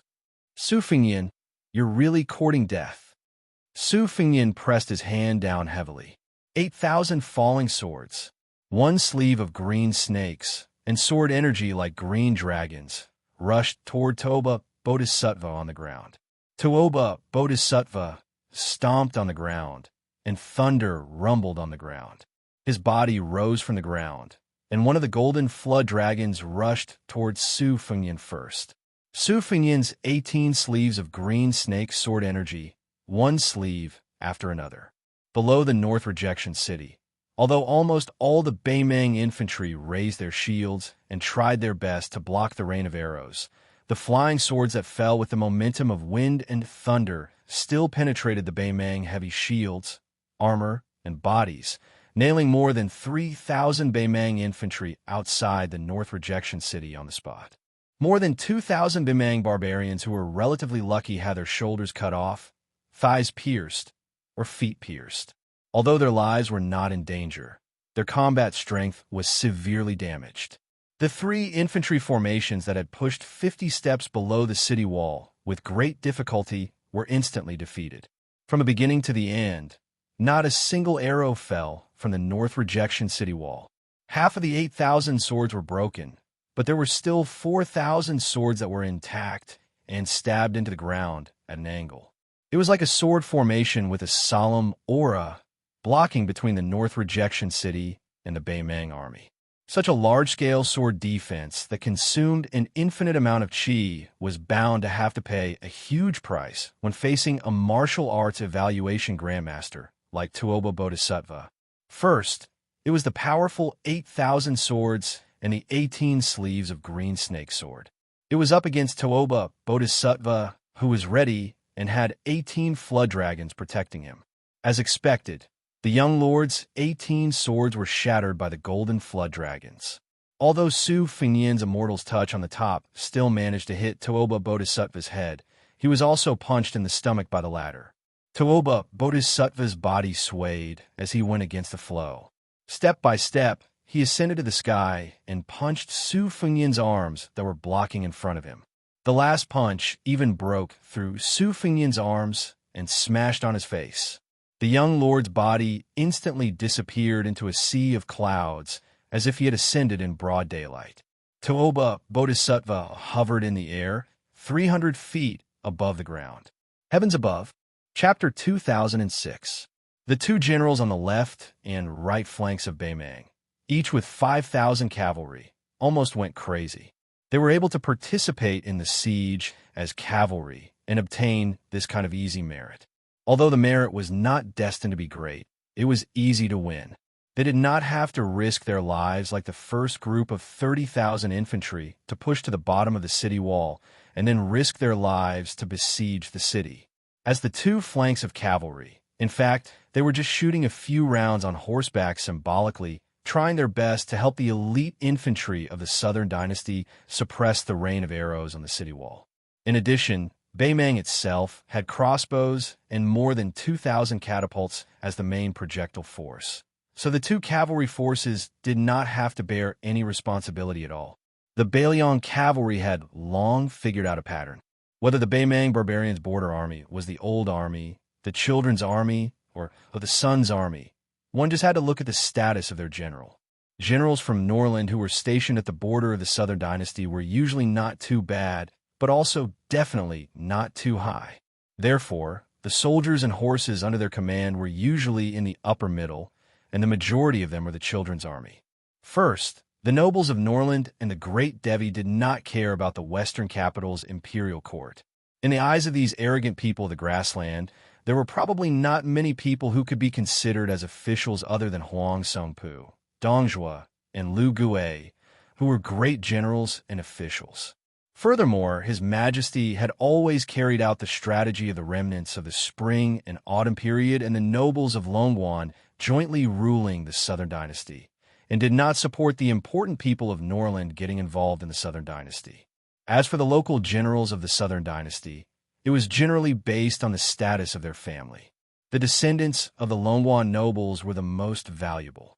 For example, Wanyan Yinjiang, who had personally rushed to the battlefield at Laolu Mountain in Liuzhou, and his elite cavalry was the old army of the Southern Dynasty. Whether it was in terms of combat strength or equipment, they were second to none. Then there were the Jia and Yi families outside of the Longwan nobles. They were also deeply rooted in the Southern Dynasty's military and politics, and were often very familiar with the main field cavalry forces of Bailiang. They could not be underestimated. These two cavalry troops were typical of the Southern Dynasty's border army. Their ancestors had already secretly relied on their connections to pull strings. It wasn't easy for them to rely on the crown prince, who had personally led the army into battle. Only then did they obtain this treatment that was similar to lying down and taking credit. Who would have thought that before they even entered the range of the horsebow, each of them would be hit by 2 iron nails? Their flesh was badly mangled, and their hearts and livers were in pain. 2 cavalry armies had suffered heavy casualties of nearly 1,000 riders, yet none of them managed to pull out a single arrow from their quivers. In the end, they didn't even touch the walls of North Resisting City. How could the general not be frightened? On the rightmost battlefield of North Ju City, 2 people were blocking their horses. Wei Miao of Nanzhao and Xianxia of Dongyue Swordpool were two grandmasters of the Central Plains. They had never met each other before, so naturally, they had no chance to spar with each other. However, their cooperation was flawless. Wei Miao fought the Beimang cavalry with his bare hands. His moves were bold and decisive. Every time he punched, the momentum of his fist was heavy and powerful. Often, a charging horseman would have his arm and blade broken. The high-quality scimitar in the hands of Beimang horsemen was as fragile as a piece of paper.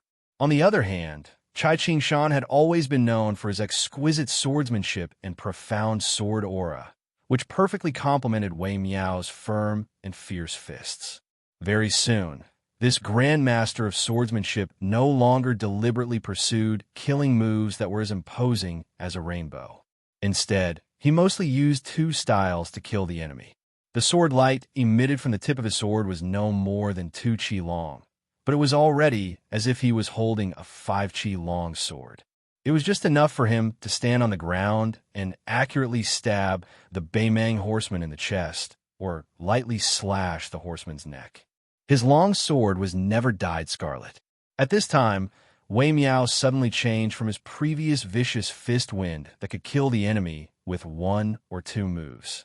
Instead, he began to move in an arc, or perhaps he began to walk in the mud that didn't even reach his knees. His figure quickly moved about, twisting his waist and shaking his armor. Each time he faced the Northern Mang cavalry's warhorses with his shoulder and back, relying on his Vajra physique, he didn't have to worry about the hacking of warblades at all, instantly sending a border army warhorse flying. Because of Wei Miao's hurried footsteps, he was always able to find a gap between several riders. Even though Northern Mang consciously spread out the width of their charge, immediately forming a line of 7, 8, or even more than 10 riders in an attempt to break the stable formation of the two Central Plains grandmasters, doing their best to not give the two a chance to switch auras. Wei Miao's fast advance, fast retreat, fast attack, and fast retreat still stopped wave after wave of cavalry formation. Even though the Northern Mang cavalry already realized that they had to exchange the lives of 10 riders for a breath of air, only wishing to slowly exhaust these two Central Plains grandmasters to death. Under this type of dangerous situation, Wei Miao's attacks that only targeted the mounts and not the Northern Mang soldiers began to contain powerful spiraling hidden energy, creating exaggerated and absurd scenes one after another. Many of the Northern Mang warhorses flew in directions that were simply inconceivable. They might fly to the sides, might fly backwards, might even fly upwards at an angle. These massive hidden weapons made it impossible for the same line of Northern Mang cavalry and the cavalry behind them to guard against, greatly restricting the Northern Mang cavalry's attempts to quickly advance and form two encirclement rings. Even if there were some who slipped through the net and wanted to bypass Wei Miao and flank him from both sides, Cai Qingshan naturally wouldn't rigidly adhere to the rule of you in front and I in back. As the master of a sect whose swordsmanship was the best in the southeast of Liang, did they really think that the old man's sword energy was only 2 feet long? After losing 200 to 300 riders, the Beimang cavalry was unwilling to retreat, and they didn't dare to cower from the battle. After losing 500 to 600 riders, the Chiliarch gritted his teeth and hoped that he could drag out the two martial arts masters to death by taking turns to fight them. After losing more than 1,000 riders, the commander of the cavalry, who had never dared to charge into the battle himself, was already in a killing frenzy. Knowing that there was no way out for him, he ordered all the cavalry under his command to abandon their sabers. They could only charge forward as fast as they could and use their warhorses to ram the two masters. After that, a total of 500 warhorses charged forward madly, as if they were committing suicide in front of the two grandmasters of the Central Plains. As long as the Beimang cavalry didn't pass out or die on the spot, they all stood up and pulled out their sabers to fight. The Beimang cavalry was indeed not the only elite in the world who didn't fear death. In the first battle of Liangmang, in Liangzhou's Hetu City, Yozhou's Gourd Pass, and Liuzhou's Qingtsang City, the Beiliang frontier army didn't care about their own safety and the Beimeng soldiers also died in a spectacular fashion. In the Second Battle of Liangmeng, from the Miun Pass in the western regions to the northern corridor in Liuzhou, to the battlefield of Crone Mountain, and then to the left cavalry against the Winter Thunder elite cavalry and the Ruren cavalry outside the Liangzhou Pass. In every battlefield, both sides of the enemy and their side killed each other to the core. Therefore, the Beimeng had always believed that as long as they conquered Beiliang, they would have conquered the vast central plains. And the Beiliang had always believed that it really wasn't that they looked down on the elites of the central plains or the Tu Liao iron cavalry on purpose. As long as they were in a vast area where cavalry could gallop freely, once they encountered a large-scale grassland cavalry, no matter how many heads the Liang army had, they wouldn't be enough to be chopped off by the Beimeng barbarians.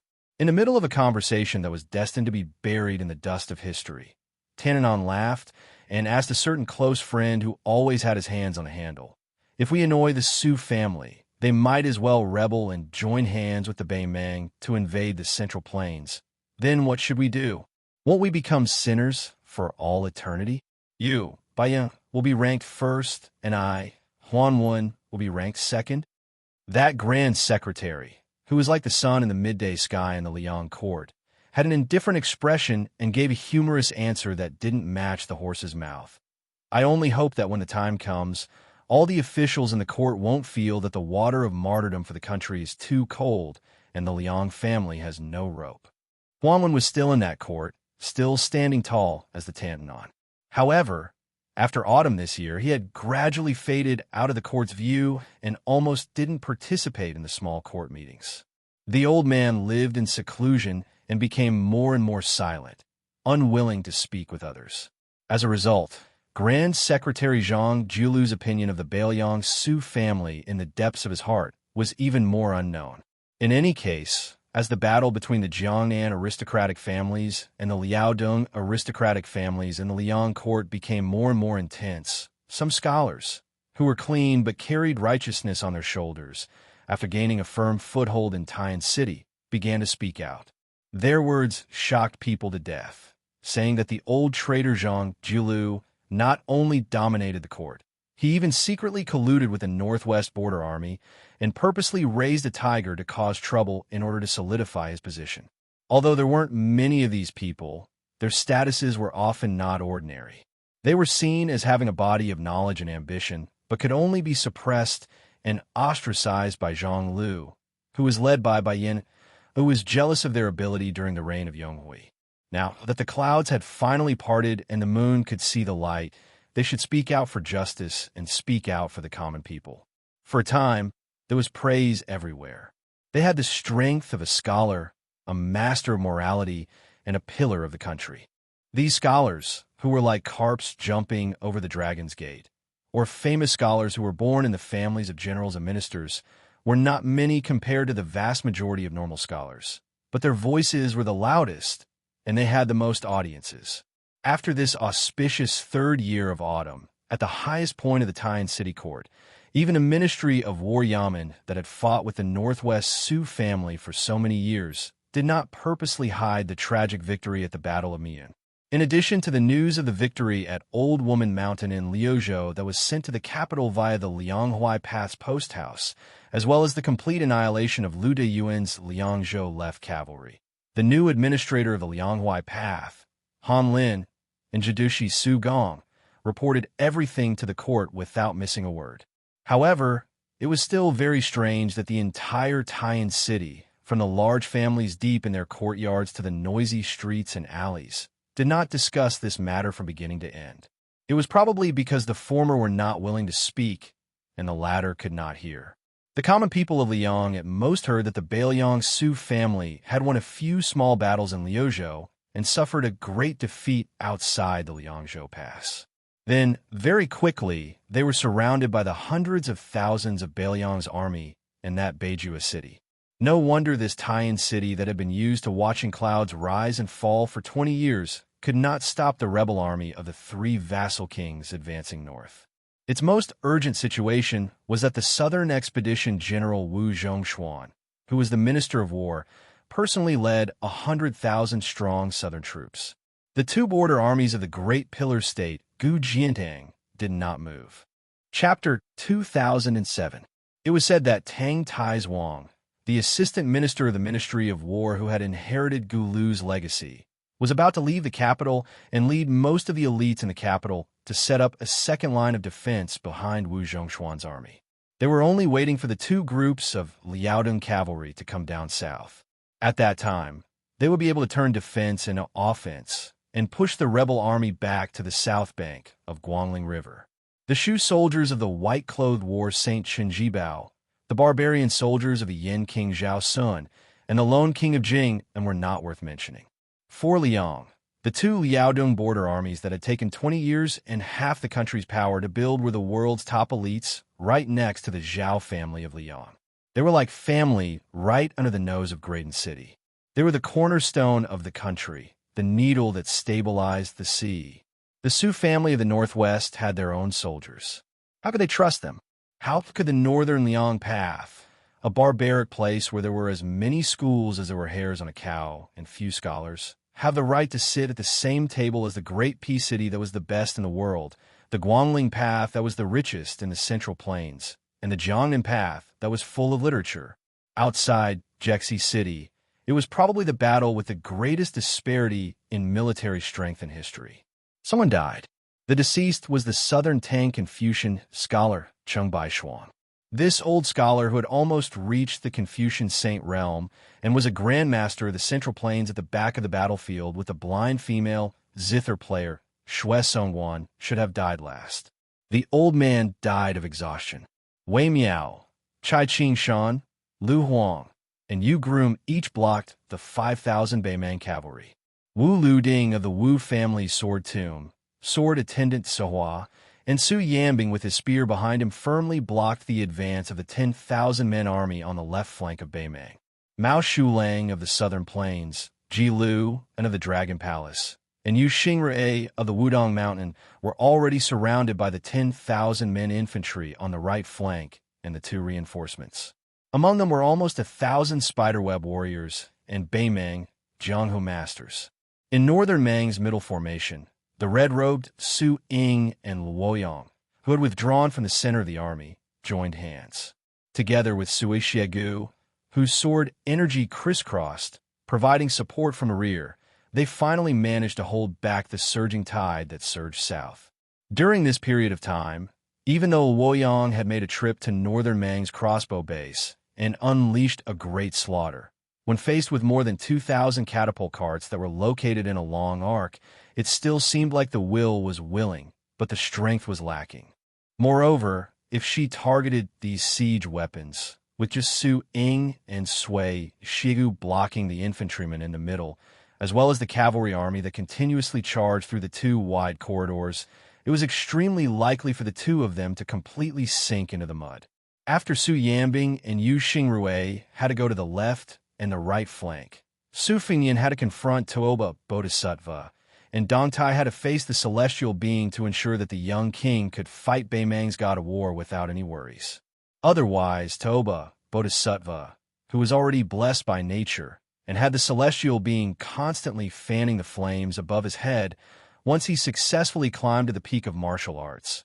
Even if Toba Bodhisattva only took 30 minutes to become the first person in 500 years, Su Fengnian, who always had to be distracted, would have no chance of surviving. Not to mention killing Toba Bodhisattva. Even returning to North Resisting City alive was a luxury. In this way, Luo Yang had to deal with the awkward situation of being a clever housewife who could not cook without rice. She had to be restrained. Otherwise, with her cultivation realm, under the premise that Xianyuan Qingfeng had already entangled Deng Mao, Murong Bao Ding, and Zhong Liang did not come to stop her, it was not impossible for her to enter Beimang's army, as if she was invincible. Not only could she destroy half of the catapults, but she could also retreat successfully. Previously, Xue Songguan plucked the strings with his fingers, and the old Confucian scholar with white hair on his temples used his noble spirit to block round after round of catapults, and wave after wave of arrow rain besieging the city. Whether it was the thrown boulders or the locusts-like arrows, the most fatal thing was not the aggressive and overwhelming kind, but the dense and rapid way in which they were thrown. At that time, Xue Songwan, who was sitting cross-legged, saw the drops of blood on the guqin on his legs, the broken strings, and the bloody flesh on the fingers of the blind female guqin master. All of these silently told the truth that she, who was not known for her strong physique, was almost at the end of her rope. Therefore, Cheng Baishuang told Xue Songwan not to force himself and let him, an old man, carry the burden. In the old man's words, there was no reason to let a young woman like Miss Xue take on such a heavy responsibility. A young woman like her could only be considered a good thing in the world if she could take care of her husband and children. Not only that, when the old Confucian scholar noticed that his old friend Ji Lu and the other grandmasters on his right were in danger, he made a prompt decision and asked Xue Songwan to go and help. They must not let the large number of Beimang infantry reach the city walls too early. The young blind female guqin master was hesitant. Although she could not see the old man's haggard appearance with her own eyes, how could Xue Songwan, who was ranked in the top 3 in the finger xian skill, not sense the old man's dying breath and the old man's dying breath? She knew in her heart that if she left, the old man would certainly die. She could not bear to. Although the old man and the young woman had only met for a short time and fought side by side without asking for reasons, Xue Songwan already saw this old man from the distant southern Tang kingdom as her own elder. Perhaps he was as old-fashioned as this old man's son Zhao Dingxiu and had a scholarly spirit that she was unfamiliar with. But in the end, he was a kind and benevolent old man. Miss Xue, you must not delay the war. Cheng Baishuang took a deep breath and forcefully swallowed a mouthful of blood that had already surged up her throat. When she saw the young woman stand up with her guqin, she tried her best to speak gently with a smile. Miss Xue, there was once a famous writer in Jiangnan who was exiled to our country. Before he died in a foreign land, he left behind many poems that were not widely circulated. Among them, there were 2 lines that this old man must pass on to Xue Songwan. I eat 300 lychees a day, and I travel the most in my life. Miss Xue, if you have the chance in the future, you must go there and take a look. If you don't want to enjoy the scenery, lychees that are as expensive as gold in the north are only a few dozen copper coins a caddy in our country. At this point, Cheng Baishuang suddenly stomped her foot, and her strength penetrated deep into the ground. She raised her arm and waved her sleeve, like a calligraphy master splashing ink on a piece of paper. Then she seemed to have thought of something interesting and laughed loudly. After a few breaths, she slowly said, Miss Xue, if you don't have someone you like in the future, you might as well find a scholar to grow old with. Although it's hard to avoid sour words, at least there's no need to buy vinegar at home. Xue Songwan, whose back was already to the old man, did not turn around. She only nodded vigorously. She flashed away. Cheng Baishuang retracted her gaze and sat cross-legged with her eyes closed. At this moment, the old man with a head full of frost and snow could no longer hide his exhaustion. Although every time he waved his sleeve, it would bring about a heart-wrenching turbulence in Qi, the old man was always calm. He muttered to himself, but if I feel that there are ghosts and gods in the song, how can I know that I'll starve to death to fill the ravine? Therefore, I can't do it. Don't think about your homeland in front of an old friend, and try a new tea with a new fire. But I can't do it. Cheng Baishuang felt the magnificent sword rain above her head. The old man who was holding his breath to prevent his dantian from drying up was too weak to turn his head and open his eyes. He could only vaguely feel that the sword rain fell in the Beimang formation on the side of Xue Songwan. The old man smiled with relief. The country's misfortune is the poet's fortune. First, I hope that there will be no more frontier poems and no more great poets in the future. Second, I hope that the scholars in the future will be happy and forget their worries. They don't know that old age is coming. They don't know that old age is coming. Cheng Baishuang raised her arm for the last time. She was wearing a long robe with wide sleeves, looking like a scholar. The child asked, "Why is it too late to return? Why is it too late to return?" When her arm fell down, the old man's lips moved slightly, but he could no longer raise his arm. The old man lowered his head silently in front of the hundreds of thousands of Beimang troops with his back facing the Beimang city, which was the northwest gate of the Central Plains. During Cheng Baishuang's lifetime, Beimang had never let a huge rock or a crossbow arrow fall into the Beimang city. Who said that a scholar was a useless scholar? Sui Shigu, who was the closest to this remnant of the old southern Tang, did not turn his head. He sighed softly. Originally, with the place where he stood as the center, there were more than 100 snow-white sword auras that were as thick as the mouth of a bull within 20 feet. Suddenly, the sword auras expanded to 10 feet, and there were 60 more sword auras. More than 80 shield-wielding infantrymen who were cautiously moving forward were killed instantly. Their ending was even more miserable than being torn apart by 5 horses. Ji Lu and the foreign minister of Dragon Palace, who was fighting in the middle of Beimang's infantrymen on the right, split a heavily armored Beimang centurion in half with his sword. He suddenly turned his head and roared, "Old book bag!" At this moment, 7 or 8 spears stabbed toward him. The master bladesman, Mao Shulang, took a big step forward and blocked in front of Ji Luan. He swept his blade horizontally, and the vigorous upstanding qi swept out, cutting all the Beimang infantrymen in half. The great immortal of Wudong, Yu Xingrui, shouted, "How dare you!" The peachwood sword in his hand flashed and pierced through the necks of 3 spiderweb death soldiers beside Mao Shulang. The power of the sword was so powerful that the flying sword of the immortals took their heads. On the left side of the battlefield, Yu Groom and Lu Huang, the 2 apprentice brothers of Martial Emperor's city, one was called Cold Blade, and the other was called Sword Shu Dao. Both sides advanced side by side. Since Su Yanbing was at the back to help block the infantrymen, these 2 apprentices of Wang Xianji were completely at ease and advanced forward. Chapter 2008. With a half-step martial sage guarding the rear, there was no need to worry about blocking. They only needed to focus on killing. Yu Groom and Lu Huang seemed to be more powerful than Ji Lu and the other 2. Lu Huang's sword momentum was strong, and his sword moves were simple. Like a woodcutter chopping firewood, no matter if it was a Beimang soldier or a warhorse. Under one sword, there was no complete corpse. Yu Groom put away the cold blade that was about to break and put it back into the scabbard. He pulled out the ancient sword Fu Ji that had been vibrating in the scabbard for a long time. He still casually pointed and pointed.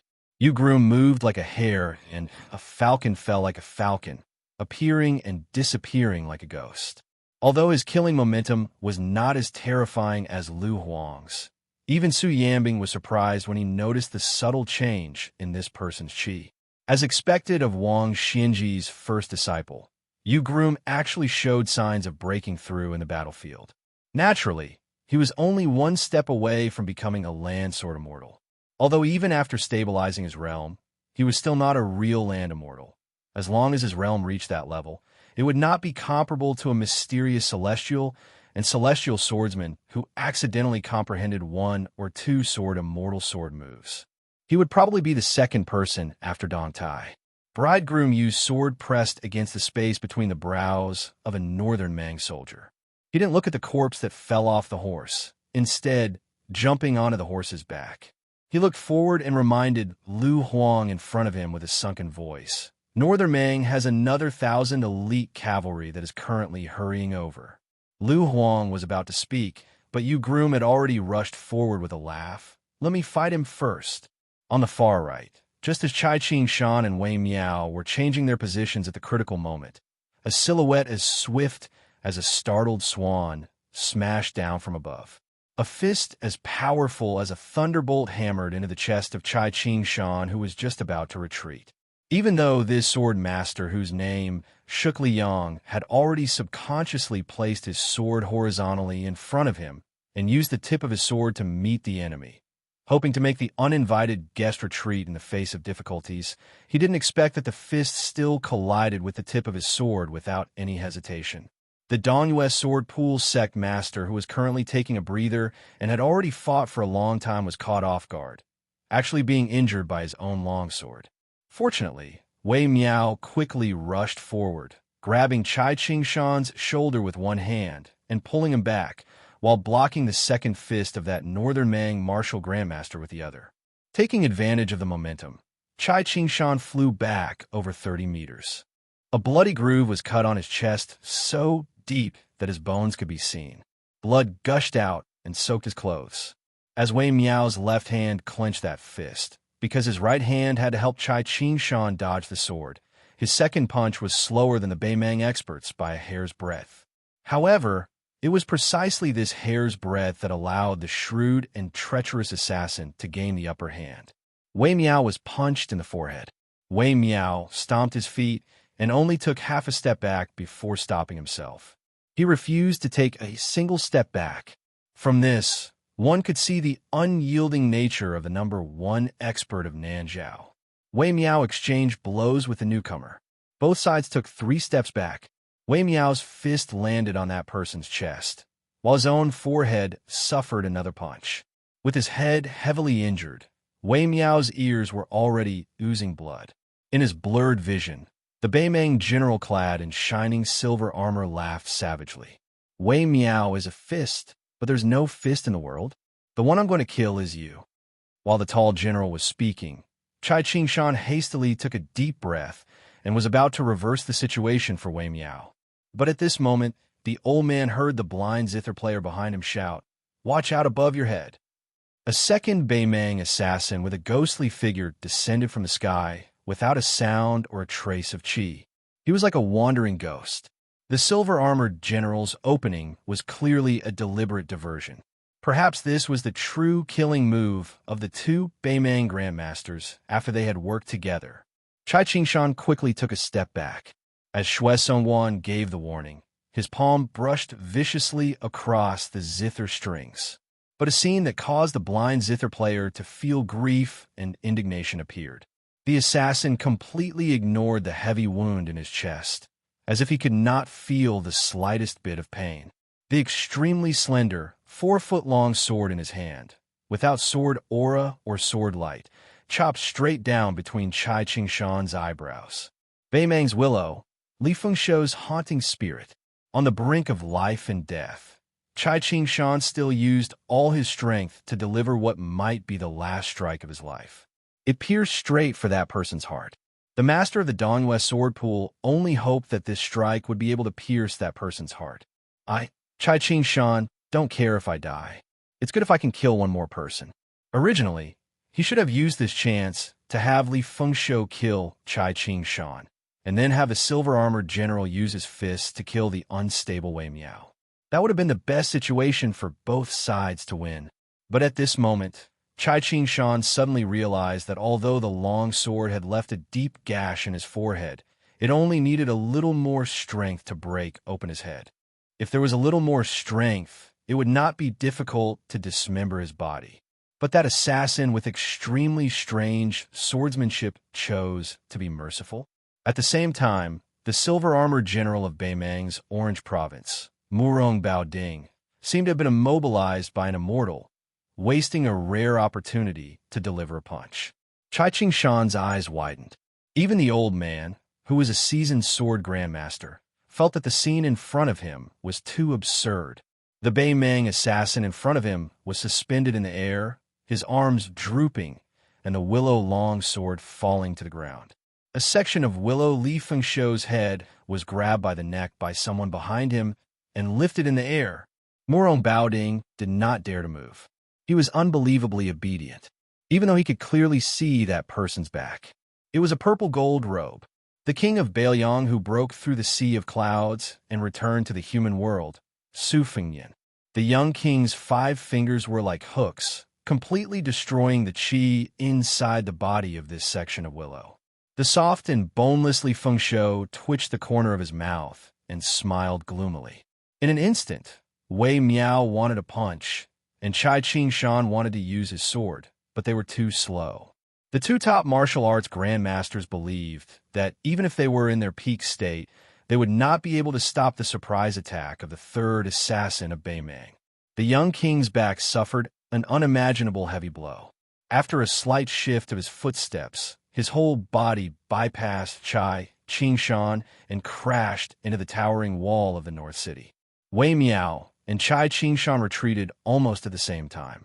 Unexpectedly, that person did not have the intention to chase after them. He stood in the same place, looked at the base of the wall, and sneered, "You really want to die?" Su Fengyin did not obediently hide in the sea of clouds and rely on the protection of Dong Tai to completely stabilize his qi. Instead, he dared to come back to the battlefield to save others. Murong Baoding glanced at the man standing next to him with mixed feelings. Even if he knew that they were in the same camp and their status was not too different, Murong Baoding still could not help but feel as if he was facing a great enemy. He did not dare to take it lightly. Murong Baoding whispered, "What about that section of willow?" The burly man, surrounded by 18 golden dragons, did not speak. Murong Baoding's eyes were gloomy, but he did not continue to ask. Under the city walls of North Barricade, Su Fengyin, who had his back to the battlefield, was still holding Li Fengshuo's neck. Li Fengshuo was pressed against the wall, and his face was a bloody mess.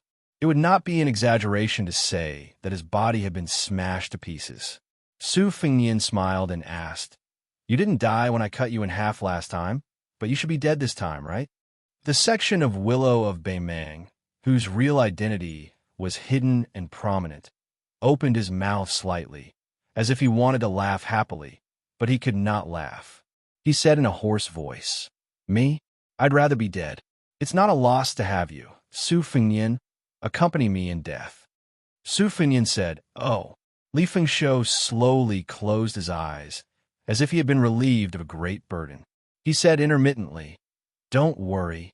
I'm really going to die this time, but I'll tell you one last secret. I don't need Tuoba Bodhisattva to avenge me. I, Li Fengshuo, can do it myself." "Su Fengyin, do you believe me?" Su Fengyin twisted his neck and laughed. "Guess." Su Fengyin threw away the corpse, turned around, and looked up at the sky. He knew what Tuoba Bodhisattva was waiting for. The suppression of the heavenly Tao that Beimang had planned had two uses. First, it would wear down his Bailiang destiny. This was what the immortals in the heavens cared about the most. Next, it would destroy his body and add flowers to the brocade of the Beimang military god. Because he had not expected Zhao Chongling to lead many exiled immortals to land in Bailiang and add so much destiny to Bailiang. And then Dong Tai arrived with Taiya and slashed through the air. The pillar of light targeted at him had to be retracted early. As to where half of the heavenly Tao was, Su Fengyin did not know and did not care, but it definitely had something to do with this dead branch of the willow. Li Fengshuo was more or less the primer. Whoever killed this illegitimate son of Li Mibi would attract the next suppression. Su Fengyin was sure that even if he did not kill Li Fengshuo, this madman would stretch out his neck for him to chop. Maybe Li Fengshuo had a deeper identity and was a banished immortal. In his previous life, he was the ruler of a country destroyed by Su Xiao, or traced back to before the Great Qin. In short, it was an old debt that could not be settled by reason for several lifetimes. Su Fengyin had long seen through it. Too much debt was not a burden, but since there was no next life, he would resolve it completely in this life. Su Fengyin walked out of the shadows step by step. On and below the city walls, this Liang Wang tore off the python robe. His clothes were like snow, just like when white robes left Liang Zhou. This young man, who no longer wanted to be some bullshit Liang vassal king, smiled brightly for no reason. Then he raised his head and said in a clear voice, "Su Zhao's eldest son, Su Fengyin, seeks death here." Chapter 2009. Previously, the Northern Mang war god, the young vassal king, the peach blossom sword deity, and the white-clothed Luo Yang had left the Northern Mang army's hinterland one after another. Only Mount Huishan Zi, who insisted on continuing to advance, was left to face Deng Mao and the layers upon layers of grassland cavalry alone. Deng Mao, with a broken spear, couldn't help but admire the courage of this Central Plains woman. She was not inferior to any man in the world. Deng Mao, who had always been a man of few words, couldn't help but ask, "Xianyuan Qingfeng, why do you have to do this?" Xianyuan Qingfeng had broken through the enemy's formation so far, and her killing intent was extremely heavy. Her attacks were worthy of the saying, strength like a bowstring, strike like a thunderclap. Along the way, no matter whether it was the heavily armored infantry or the elite cavalry, as long as they were touched by her, they would definitely die without a complete corpse.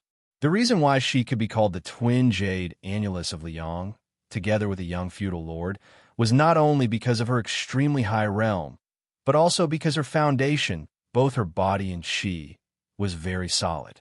The qi in her body was both vigorous and long. Xianyuan Qingfeng put her hands behind her back. On the battlefield, the south wind blew, and this mistress of the great snow meadow, whose back was facing Beiming City, had her hair and skirt fluttering to the north. She was as beautiful as a goddess. Deng Mao had followed Luo Yang and Yelu Dongchuang to Mount Zhilu in the Central Plains years ago, and even intercepted the convoy that was escorting Gao Shulu south to Guangling Road. He had followed the two of them around Liang, so he was not unfamiliar with the Jianghu of the Central Plains. He was a nominal guest of Yelu Dongchuang's branch of the Yelu family, which was somewhat similar to Huang Fangfua of Mount Huishan and Ji Lu and of Dragon Palace. His status was relatively high, but it was not as simple as a vine attached to a tree. It was said that when Deng Mao was defeated in the grassland, Yelu Hongkai, who was respectfully called Old Lord by the nobles of Norland, helped him and honored him as a distinguished guest. Deng Mao was naturally grateful. If he said that he had no friendship with Luo Yang, he would be deceiving himself and others. In fact, the proud and arrogant Deng Mao respected Luo Yang very much, not only because of the affection between a man and a woman, but also because of the admiration of a kindred spirit. However, Deng Mao's ambition was to reach the peak of martial arts, so his shallow feelings for the hierarch of Mount Zhilu had always been buried deep in his heart, like a jar of old wine buried underground. He did not need to take it out to drink, nor did he want to part with it. As long as he occasionally remembered it, he seemed to be able to smell the wine lingering at the tip of his nose. At this moment, the two were confronting each other.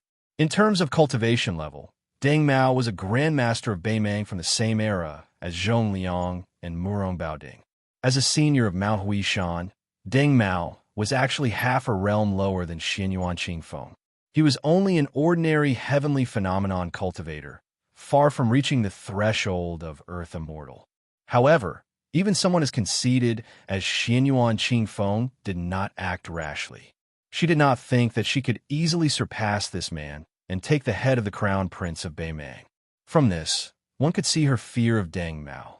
Of course, Xianyuan Qingfeng also had the intention of accumulating his qi to recover to his peak, so he didn't deliberately conceal it. Deng Mao's not stopping him might seem like he was underestimating his opponent, but it was actually a kind of trade-off. Xianyuan Qingfeng's qi was indeed steadily rising, but the momentum from before was slightly decreasing. Deng Mao actually did not want to see this legendary woman die prematurely. However, seeing Xianyuan Qingfeng's attitude, Deng Mao knew that it was useless to say more. Since he was able to be placed near the Tianyuan of this chessboard by Beimang's peace order, as a most important chess piece to keep the king of Bailiang in check of Su Fengnian, how could Deng Mao's trump card, which he did not have time to use against Su Fengnian, be judged by common sense? Xianyuan Qingfeng's black hair fluttered wantonly. Her heart was as calm as still water. If the peach blossom sword god Dong Tai was at the highest point of the battlefield, then she was undoubtedly at the northernmost point of the north resisting city. Deng Mao finally laughed loudly and asked, "You really don't regret it?" Xianyuan Qingfeng's expression was indifferent. She did not say any heroic words. Xianyuan Jingqing's daughter never knew what regret was in this life. Deng Mao took a heavy step forward. Xianyuan Qingfeng, whose purple clothes were stained with blood, rushed forward almost at the same time. Both of them tacitly chose to fight in close quarters. Life and death would be decided within 10 feet. The Beimang banner fluttered in the wind, stirring up waves of ripples and flapping noises. Beimang's crown prince Yelu Hongkai, who was clad in golden armor, had a gloomy expression. The magnificent beam of light, which symbolized the majesty of the way of heaven, had descended from the sky and landed in the open space in front of the crown prince. Yalu Honkai had not expected that under such terrifying suppression, the young king of Liang had not been reduced to powder and could still escape. This was tantamount to slapping the crown prince in the face. He did not forget to say, "See you later." Yalu Honkai had been forced to endure and lie dormant for more than 10 years due to the circumstances and had developed a considerable shrewdness. However, at the peak of his life, when he felt that the entire Central Plains was already in his bag, the new King Liang had shouldered the way of heaven with his own strength.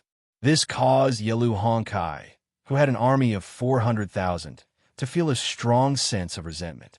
Every blade was carved into his heart. People in the world were most afraid of comparison. Beauties, famous generals, power, and wealth were all like this. Before Yalu Honkai had met Su Fengyan, he had heard so much about the news of the butchering eldest son in recent years that calluses had formed in his ears. As for Su Fengyan, who had successfully ousted Chen Jibao and eventually succeeded in inheriting the throne, Yalu Honkai actually felt a kind of complex sympathy and sympathy for each other deep in his heart. This was why he had the Beimang princess, who had assumed the pseudonym Fan Bainu, sneak into Liangzhou and take the initiative to convey his goodwill to the young king of Liangzhou. Chapter 2010. Yalu Honkai glanced at a rider in the distance. She was gathered with 4 or 5 people from the chess and sword music school. They were probably discussing how to stop those grandmasters from the Central Plains. Yalu Honkai looked at her without the slightest gentleness. Even though she had shared a bed with him for more than 10 years, she still maintained a respectful relationship with him. She suddenly turned her head and looked at him. Yalu Honkai immediately squeezed out a warm smile. She nodded at him and then turned back to continue her discussion with the others. When she withdrew her gaze, Yalu Honkai's expression quickly became ice cold. When a timid imperial guard, Shui, stealthily arrived at his side, the gentle expression that appeared on Yalu Honkai's face this time came from the bottom of his heart. In this vast prairie, the only person this northern Mang crown prince could share some intimate words with was actually this person at his side.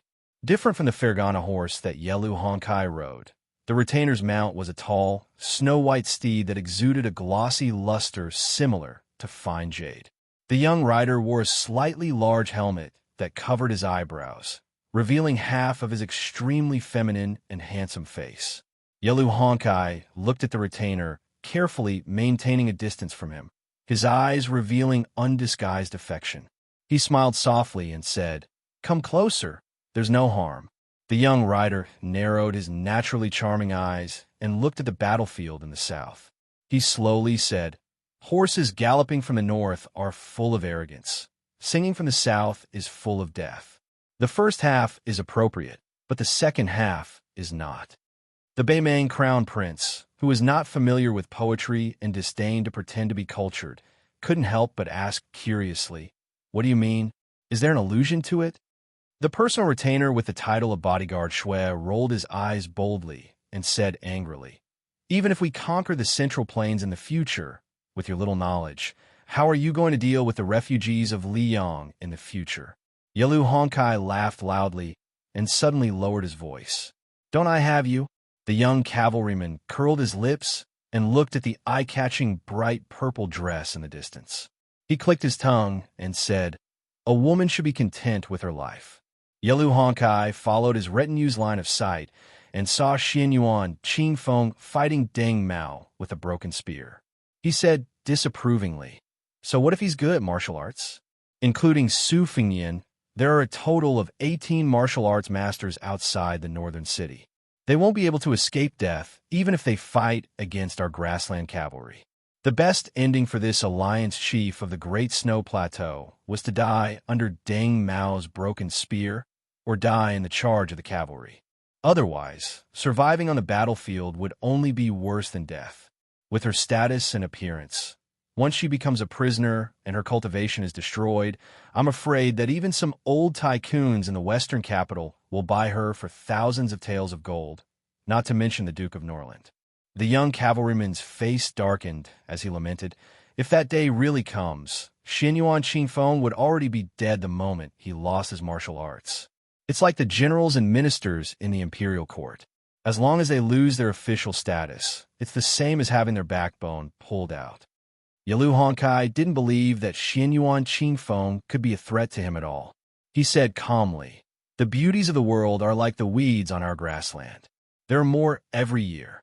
Although Xianyuan Qingfeng's beauty is indeed rare, we can still find many peerless beauties in the grassland and the central plains in the future if we search hard."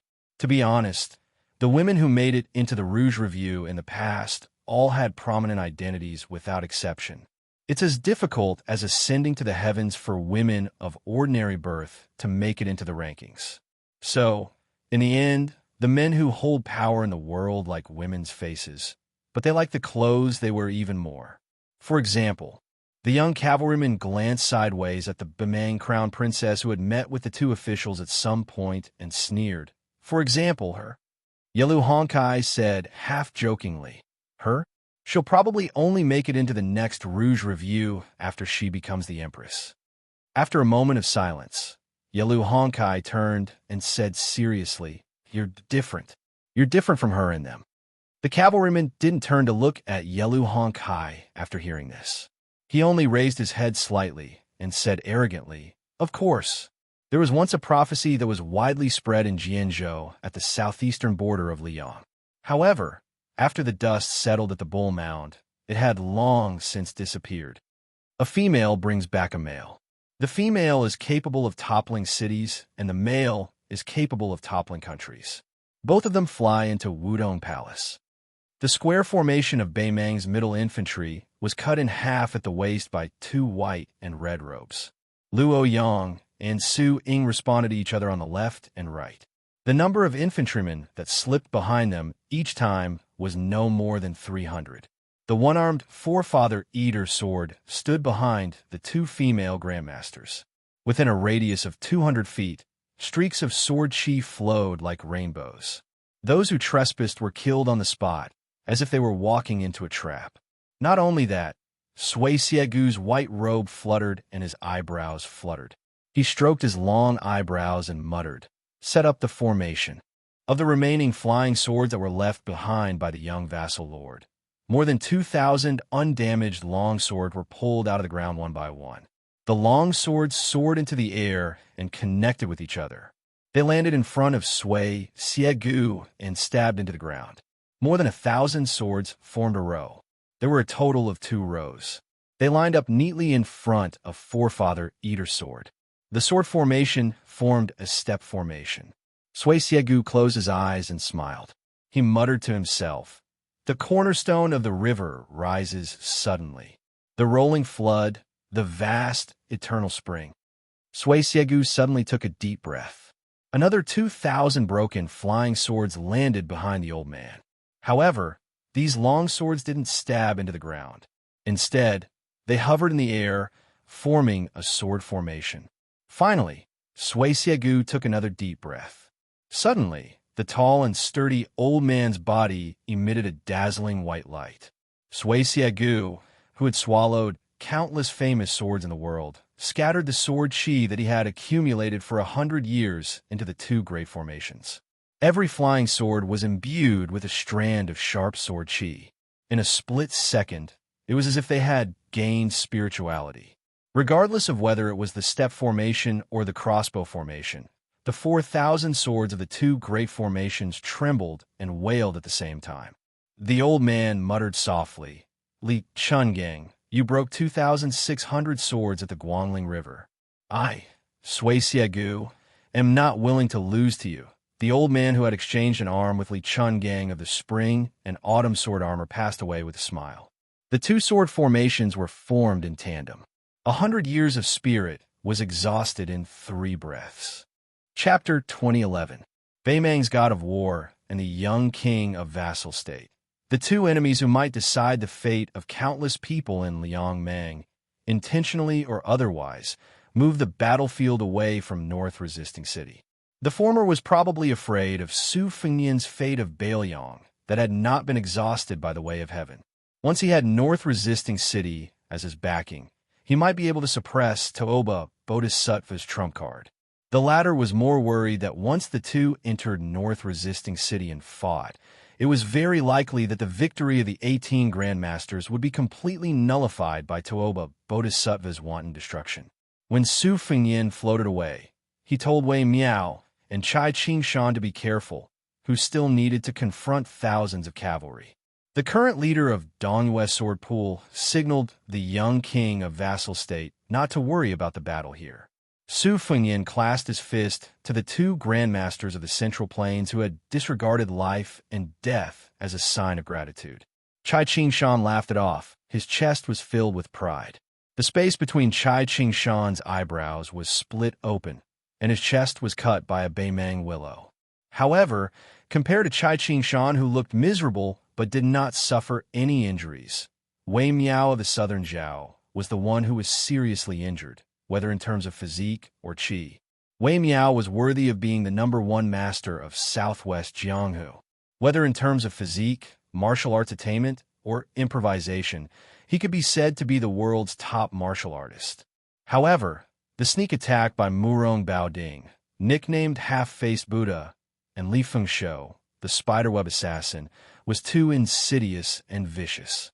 Wei Miao took 2 full punches from Murong Baoding, especially the punch on his head, which actually caused his eardrums to burst and blood clots to form in his brain. If it were not for Su Fengyin's attitude of wanting to kill Murong Baoding at the cost of losing the initiative while holding back Toba Bodhisattva, the restless Beimang did not dare to make a move. This bought Wei Miao a moment of respite, and also allowed Chai Qingshan's momentum to recover slightly. Otherwise, it would have been difficult for the two grandmasters to turn the situation around with the 4,000 Winter Thunder Cavalry from Orange Province and Murong Baoding, who was eyeing them covetously. In fact, if Murong Baoding had the courage to gamble with his own life and decisively chose to attack Wei Miao to win the initiative for Toba Bodhisattva, perhaps the young king would have fallen into a difficult situation under North Resisting City. It might even have been possible to end the Second Great War of Liangmang ahead of time. However, Toba Bodhisattva did not bother to take the initiative to ask for help from this Great War of Liangmang.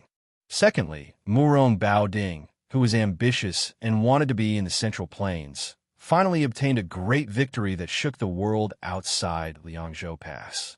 He defeated Liu Diyuan's left cavalry, and his great military achievement was enough to compare to the First Great War of Liangmang, when the king of the Southern Academy, Dong Zhuo, broke through Huda City. How could Murong Baoding be willing to take the risk for others? Lastly, in the ambush on the Longyan Plains, the king of New Liang killed Hong Jingyan right under Toba Bodhisattva's nose. This made Murong Baoding have to think carefully. Murong Baoding was not in a hurry to make a move. He looked at the two martial masters of the Central Plains, Wei Miao and Chai Qingshan, and said in a clumsy Central Plains official's accent, "There is Liu Diyuan on the battlefield, and there is Wei Miao and Chai Qingshan in the Jianghu. God has treated me, Murong Baoding, badly for more than 40 years, and finally treated me well for once.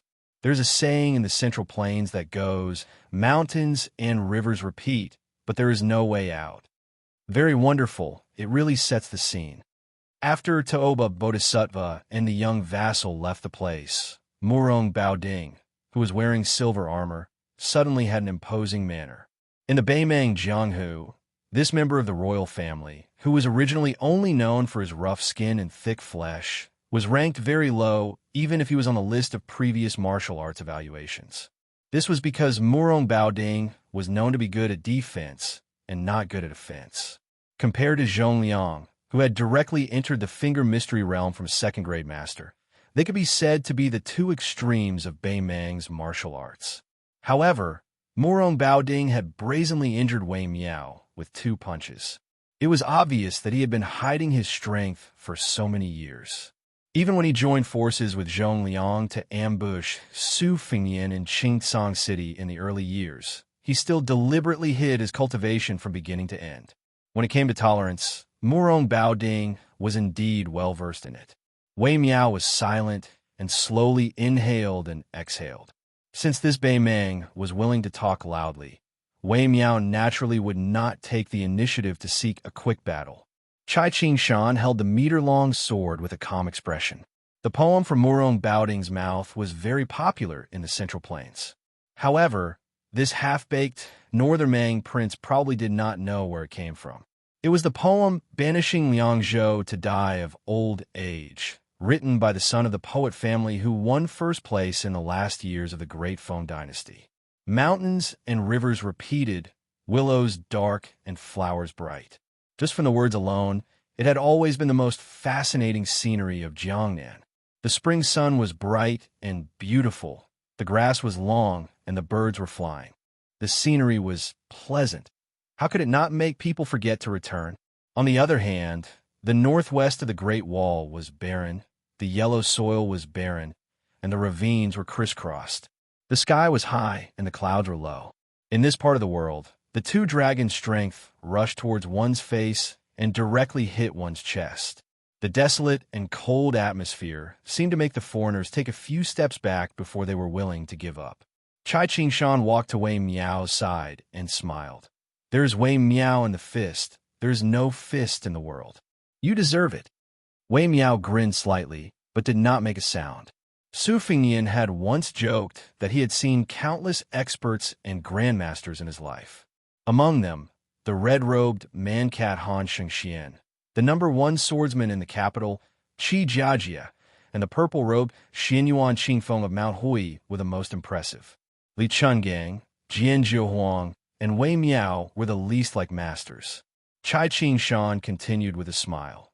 Since the world cannot be without Wei Miao, there are countless young talents in the sword forest of the Central Plains. If one or two old guys die, there will always be a few rising stars to replace them. Just the Danwest sword pool alone has my two disciples, Shan Yi and Song Tinglu. They're destined to rise in the future. Therefore, Wei Miao, I will fight this battle first. What Chai Qing-shan meant was, I will die first. Wei Miao, who urgently needed to recuperate, did not reject the kindness of this sword master. He said in a low voice, I, Wei Miao, will not boast in my life. I can only promise that I will not let Brother Chai leave alone. Chai Qing-shan hesitated and sighed. Brother Wei, don't die if you can. You're different from me. There's still people waiting for you in North Rejecting City. Unexpectedly, Wei Miao, who was short and had a white cloth tied around his calves, smiled and clenched his fists. He squinted his eyes and said softly, After she married me, we traveled Jianghu for so many years. Because my appearance is too ordinary and I do not like to be in the limelight, I will not fight if I can avoid trouble. She, who has a lively personality, is so beautiful as a flower. It seems that she has never felt that she married a good family and always laughed at the man she married for not having enough heroic spirit. Therefore, today as her man, I, Wei Miao, will do one thing for her. Wei Miao did not speak anymore. Murong Baoding smiled proudly. Do you two have any last words? In the future, when I, Murong Baoding, enter the Central Plains, I will reminisce about the past with the officials of the Central Plains. It will also be something to talk about. Chai Qing-shan held his sword in front of him, shook his head, and laughed loudly. A Beimang dog's head is not worth much. It is really an insult to my newly forged sword Green Water. Murong Baoding's face was gloomy. He clicked his tongue and said, It is said that there are 2 sword schools in the world. Since someone has taken care of the withered sword of the Wu family's sword tomb, let me experience the new sword of the Danyue sword pool. Chai Qing-shan tapped the ground with the tip of his foot, and his body swept forward. A bright green rainbow swept across Murong Baoding's chest. A deathbed struggle. You're only half as strong as you were in your heyday. So what if I let you, old dog surnamed Chai, attack me 100 times first? Murong Baoding's lips curled into a mocking smile. He did not dodge, but raised his arms in front of his body. The sword edge brushed against Murong Baoding's silver armor and cut through iron like mud. However, after breaking through the armor, it fell on the sleeve of the Orange Province's disciplinary medallion. It was like fine iron hitting each other, producing an unusual sound of metal hitting stone. Murong Baoding furrowed his brows and retreated. He had made up his mind to exhaust Chai Qingshan's qi bit by bit.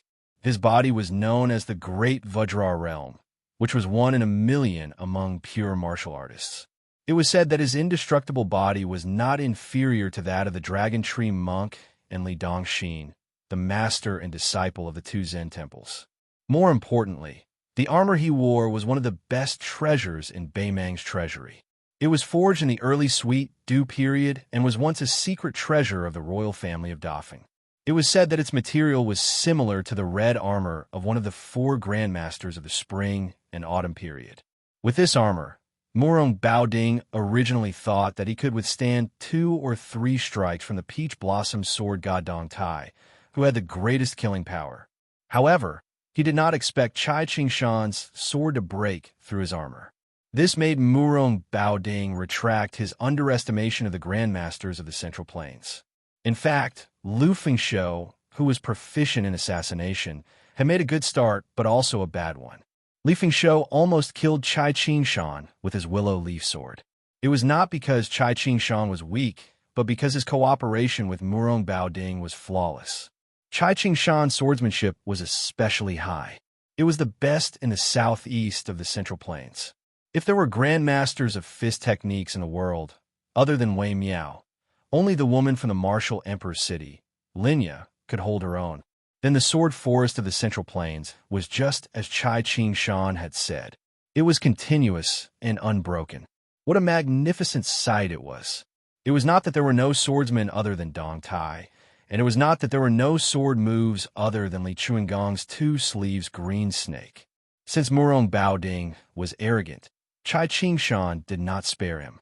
He chopped down with his sword like a waterfall. The sword aura in front of Murong Baoding was overflowing like a waterfall. Chapter 2012. Murong Baoding took a deep breath. Finally, he no longer hoped to rely on his priceless armor and Vajra physique to resist. His fists were as quick as lightning. His fists landed on the waterfall formed by the abundant sword chi, causing loud bangs to ring out. His fists shattered the sword chi, creating a scene of drifting clouds and scattering snow. Chai Qingshan did not mind. He quickly stepped forward and thrust his sword forward. Although the 3-foot-long sword in his hand was aimed at Murong Baoding's forehead, at the same time, no less than 40 sword chi appeared around the green water sword between the two.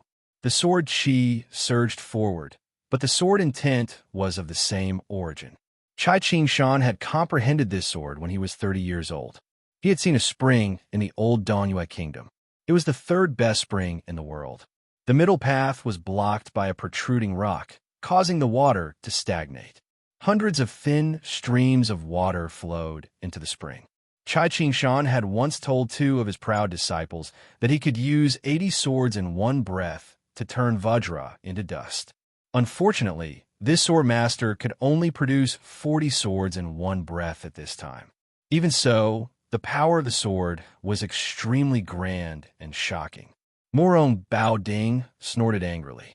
He actually wanted to retreat. As his burly figure retreated, he stretched out his arm.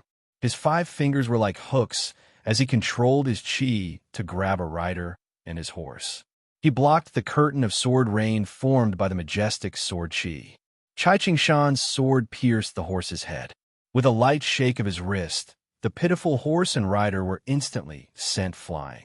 Taking advantage of this opening, Murong Baoding was still one of Northern Meng's few martial arts masters after all. He heavily stepped out, stamped his foot, and took half a step back. The aura around his entire body instantly reached its peak.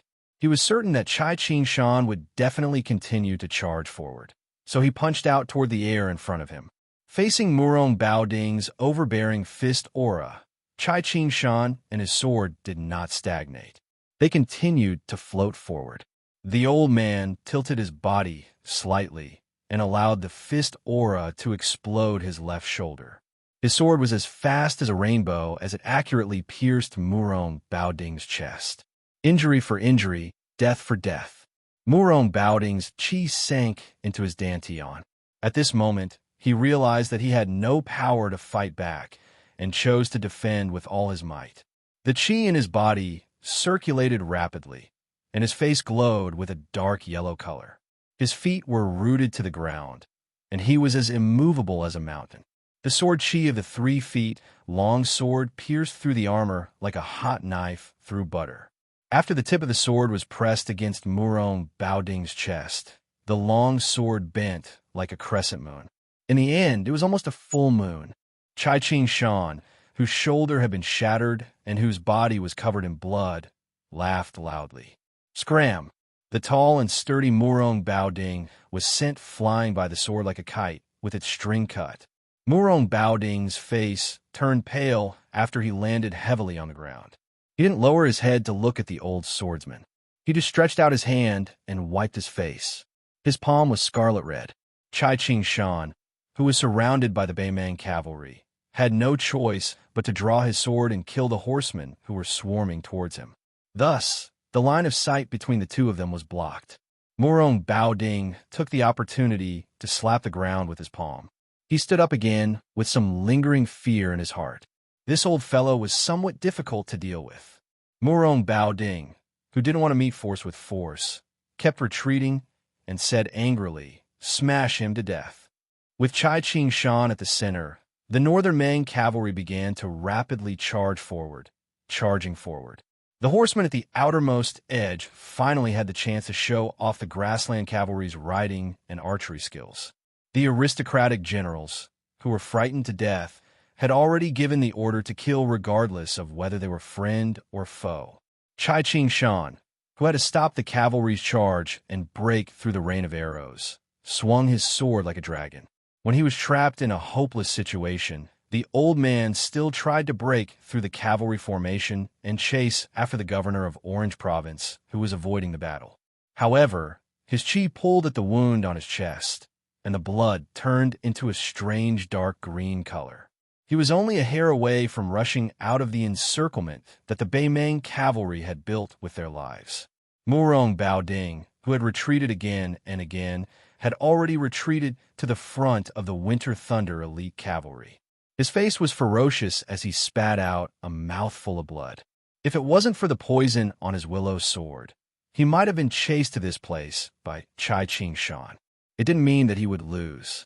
Murong Baoding still had the confidence to slowly exhaust this old man to death. However, how could Xianxia's life be compared to his own? He paid more attention to Wei Miao. If that guy wanted to abandon Xianxia and retreat to North Resisting City, with Murong Baoding's injury, he was confident that he could stop him. If one looked towards the north from North Resisting City's city walls, or if one looked towards the south from the Winter Thunder elite cavalry on horseback, they would see that the Great Circle the Elder was and had layers upon layers of Northern Mang cavalry continuously charging towards the center of the circle. Xianxia stood alone with his sword. There were corpses all around him and piles of bones. Murong Baoding suddenly raised his head. There was a sudden explosion, and then a figure fell from the sky. Murong Baoding could only tilt his head and cross his arms to block above his head.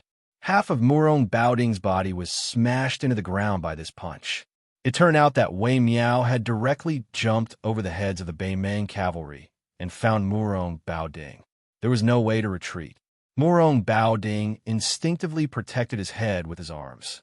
Sure enough, Wei Miao pressed down on his head with one hand and sent out a knee strike. Murong Baoding was knocked back, and a deep ditch several zhang long was plowed out. Dust flew up. In the yellow sand, Wei Miao's punch was so fast that people could only see a blur. The silver-armored Murong Baoding retreated again and again. Wei Miao's punch rose up and landed hard. The force was like a broken bow, and it was like a thunderclap. He forcefully opened Murong Baoding's door and burst out again and again. Finally, Wei Miao's punch was like holding a baby. The name of the move did not sound fierce, but in fact, it was the fiercest. The older generation of Jianghu fist masters had already concluded that after practicing this move for tens of thousands of times, the foundation could be seen and the strength could reach the hair. Wei Miao was obsessed with fist practice. He never slacked off because of his outstanding talent. Since he learned this move when he was young, he practiced it diligently every day. When he entered the mountains, he destroyed huge trees. When he entered the water, he hammered the rivers. Perhaps he had already punched 1,000,000 times. His punch was like smashing a big bell, causing a loud bang. After Murong Baoding was flicked out by Chai Qingshan's sword, he had the advantage of time, place, and people. Once again, he was sent flying by Wei Miao's punch. Dozens of Winter Thunder elite cavalrymen who could not dodge in time were killed on the spot. This southern Zhao Martial Dao Grandmaster should have displayed extraordinary brilliance in the Central Plains Jianghu, on the battlefield outside northern Barricade City, under the gaze of several thousand northern man cavalry, beat Murong Baoding until he was in extremely sorry state, his aura swaying.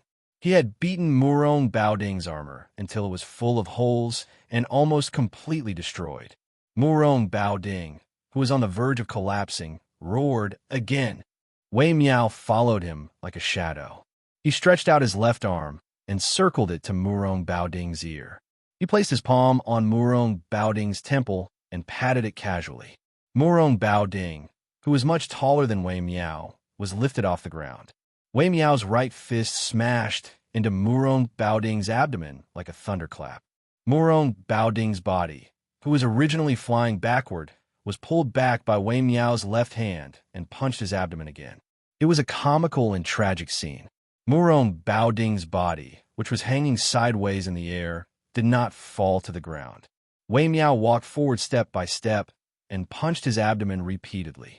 Wei Miao's last punch, which was also the last punch of his life, landed heavily on Murong Baoding's abdomen. Murong Baoding finally fell to the ground. He was thrown 70 to 80 feet away, bleeding from his 7 orifices. The so-called invincible body, even with the protection of the armor, was still a big joke. Wei Miao stood proudly in the same place and gently turned his head to look back. He looked at the cavalry circle but could not see Chai Qingshan, who had fought side by side until now. He raised his gaze slightly and looked at North Jibei City. It was destined that he could not see that graceful figure. Wei Miao's vision was gradually blurred by the blood that flowed out of his eyes. After Murong Baoding fell to the ground, he tried to get up, but it was futile. He kept vomiting blood. He knew that Wei Miao was only a few punches away from taking his life. If both sides fought fair and square, Murong Baoding would not be able to contend against Wei Miao. At this moment, Murong Baoding no longer had the slightest thought about dominating the Jianghu of the Central Plains. Murong Baoding got up 3 times in a row but gave up halfway. He could only lie on the ground dejectedly. His face was pale and colorless. He had completely lost the ability to fight. This Beimang, whose heart was higher than the sky, held the edict with a bitter expression. He cursed softly, F***CK, the Jianghu of the Central Plains. Not far away, Wei Miao stood silently in the same place. Nanzhao Grandmaster Wei Miao, all the tendons and veins in his body were broken, but he did not fall down. Since the World Fist has Wei Miao, how can I, Wei Miao, be afraid of death and withdraw my fists? There is no such reason. She was watching. Before Wei Miao died heroically in battle, the Beimang cavalry circle was strangely still. That old man had killed them until they were terrified. Moreover, the corpses of the cavalry and the war horses had formed a natural barrier, which was not conducive for the cavalry to gallop and kill. The old swordsman, who had been hit by several arrows, spat out a mouthful of black blood.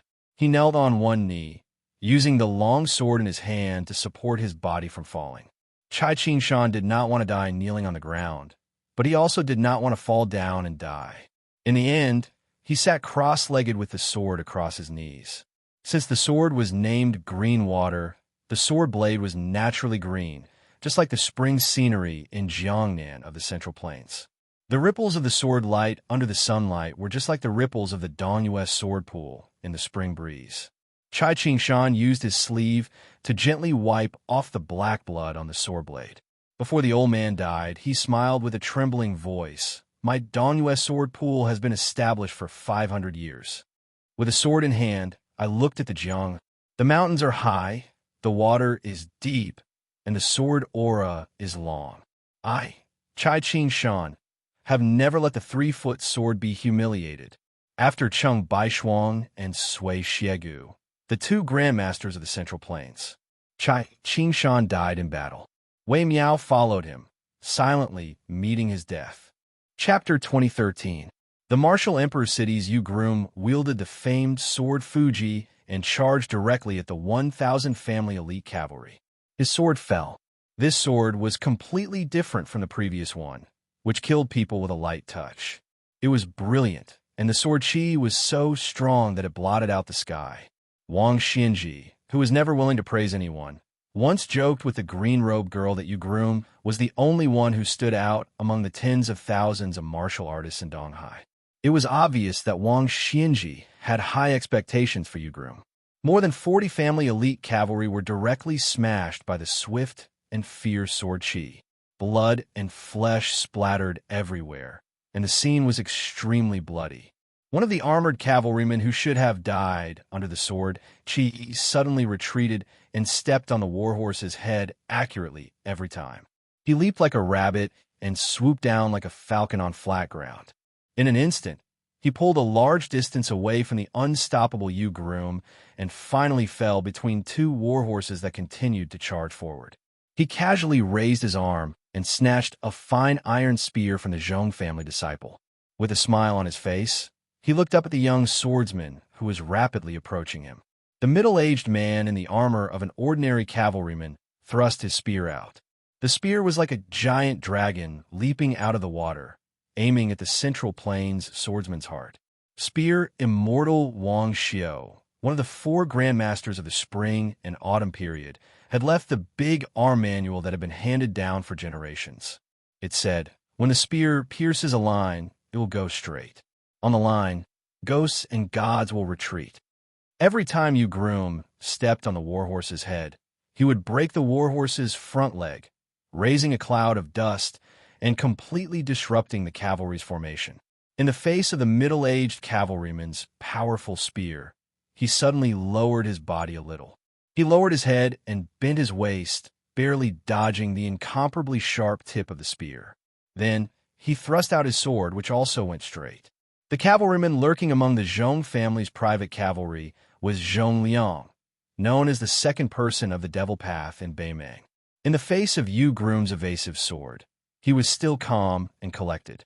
He pulled out his spear and retreated without hesitation. Zhong Liang didn't choose to confront Wang Xianji's first disciple head-on. Instead, he adopted a defensive stance, blocking and circling. The circle was less than a chu wide, and his defense was extremely methodical. Thus, even when faced with Yu groom's consecutive sword attacks, the sword aura alone strangled the riders charging from both sides of Zhong Liang. However, Zhong Liang still retreated calmly, showing the elegant demeanor of a great spearmaster. Although Yu groom's swordsmanship was profound and vaguely had the charm of a land sword immortal, it could be said to be aggressive. Once an opponent of Zhong Liang's level chose to retreat shamelessly, it would be difficult for Yu groom to seize the opportunity and succeed. Moreover, Zhong Liang was originally recognized as a master of various schools in Beimang, and finally achieved a killing power that did not lose to the celestial state with the Finger Mystery Realm. But in the end, Zhong Liang, who did not have the Vajra physique, did not continue to blindly pursue killing power to reach the celestial state. Instead, he opened up a new path in spear arts, only taking the defensive position and not the offensive, striving to keep the enemy away from the tip of the spear. It should be known that besides being a prominent family of generals in Beimang, the Zhong family was also the only family of spear arts in the world. The Zhong family's disciples were brave and valiant. Regardless of gender or age, they were all skilled in spear arts, especially the big spear. Young children had to practice spear arts with a white wax pole in hand. After the initial success in spear arts, they had to reach the level of not letting water in. That was, the family's 10 riders would run in a circle at a distance of 30 paces, and the person holding the spear would have to deflect all the arrows that were shot at him. After that, in the heavy rain, brandishing the long spear so that his clothes were not wet in the slightest. Only then could he be considered to have reached the level of great success in spear arts. Therefore, the long spear iron cavalry under the command of Beimang's General Zhong Shintong, whether it was Dongzhu's private cavalry, Murong Baoding's Winter Thunder elite cavalry, or the inferior Ruan iron cavalry, they were all inferior to the long spear iron cavalry. It was a pity that the Zhong family had only cultivated less than 2,000 iron cavalry in 20 years. Limited by their numbers, they were unable to have an absolute advantage on the battlefield. After the Beimang Empress saw the Zhong family's iron cavalry practice with her own eyes, she sighed, "The Zhong family's children are really like the grasslands eagles flying across the plains with iron spears in their hands." The Zhong family's second master, Zhong Liang, who had always been famous for deviating from orthodoxy and rebelling against orthodoxy in the grassland, chose spear arts as his martial arts returned to the roots, to make up for his shortcomings in martial arts. This was unexpected, but also reasonable. Groomyu looked deeply at Zhong Liang, who was retreating again and again, and suddenly put away his Fuji. Zhong Liang then stopped and laughed. "You finally remember to go back to help Lu Huang? Don't worry. First ask if the iron spear in my hand agrees or not." Zhong Liang held the spear in one hand, and his chi was firmly locked onto Groomyu. For the first time, he really had the intention to fight. Then, he raised his arm and made a gesture. The two wings of the Zhong family's cavalry that were constantly rushing forward suddenly broke in half. The elite cavalry that stopped moving forward lined up behind Zhong Liang. At the same time, the Beimang cavalry that was originally at the rear turned over and fell off their horses. No less than 300 people rushed forward from the gap between the cavalry formation. They're the Spiderweb's elite men of sacrifice, Beimang's Jianghu masters, and even the Zhong family's consecrated guests who had been raised by the Zhong family for many years. Without exception, all of them, including Zhong Liang, stared at Groomyu, who was holding the long sword and Fuji. The 300 people quickly formed a huge encirclement and desperately surrounded Groomyu, who had a cold blade at his waist and a long sword in his hand. Zhong Liang held his spear and stood in the same place. He saw more than 30 people taking the lead to surround and kill the sword genius from Liang's Eastern Sea. He smiled confidently. "Groomyu, bullying with numbers is something we have no choice but to do.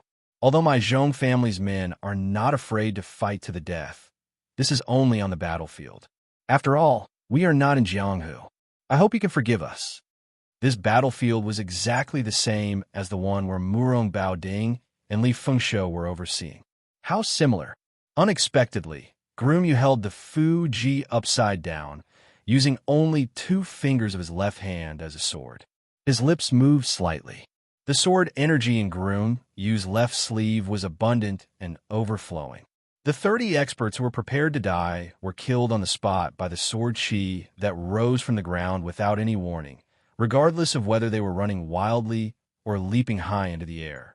Not only that, with Groomyu as the center, the sword energy suddenly rose from the ground, spectacular like a big spring gushing out.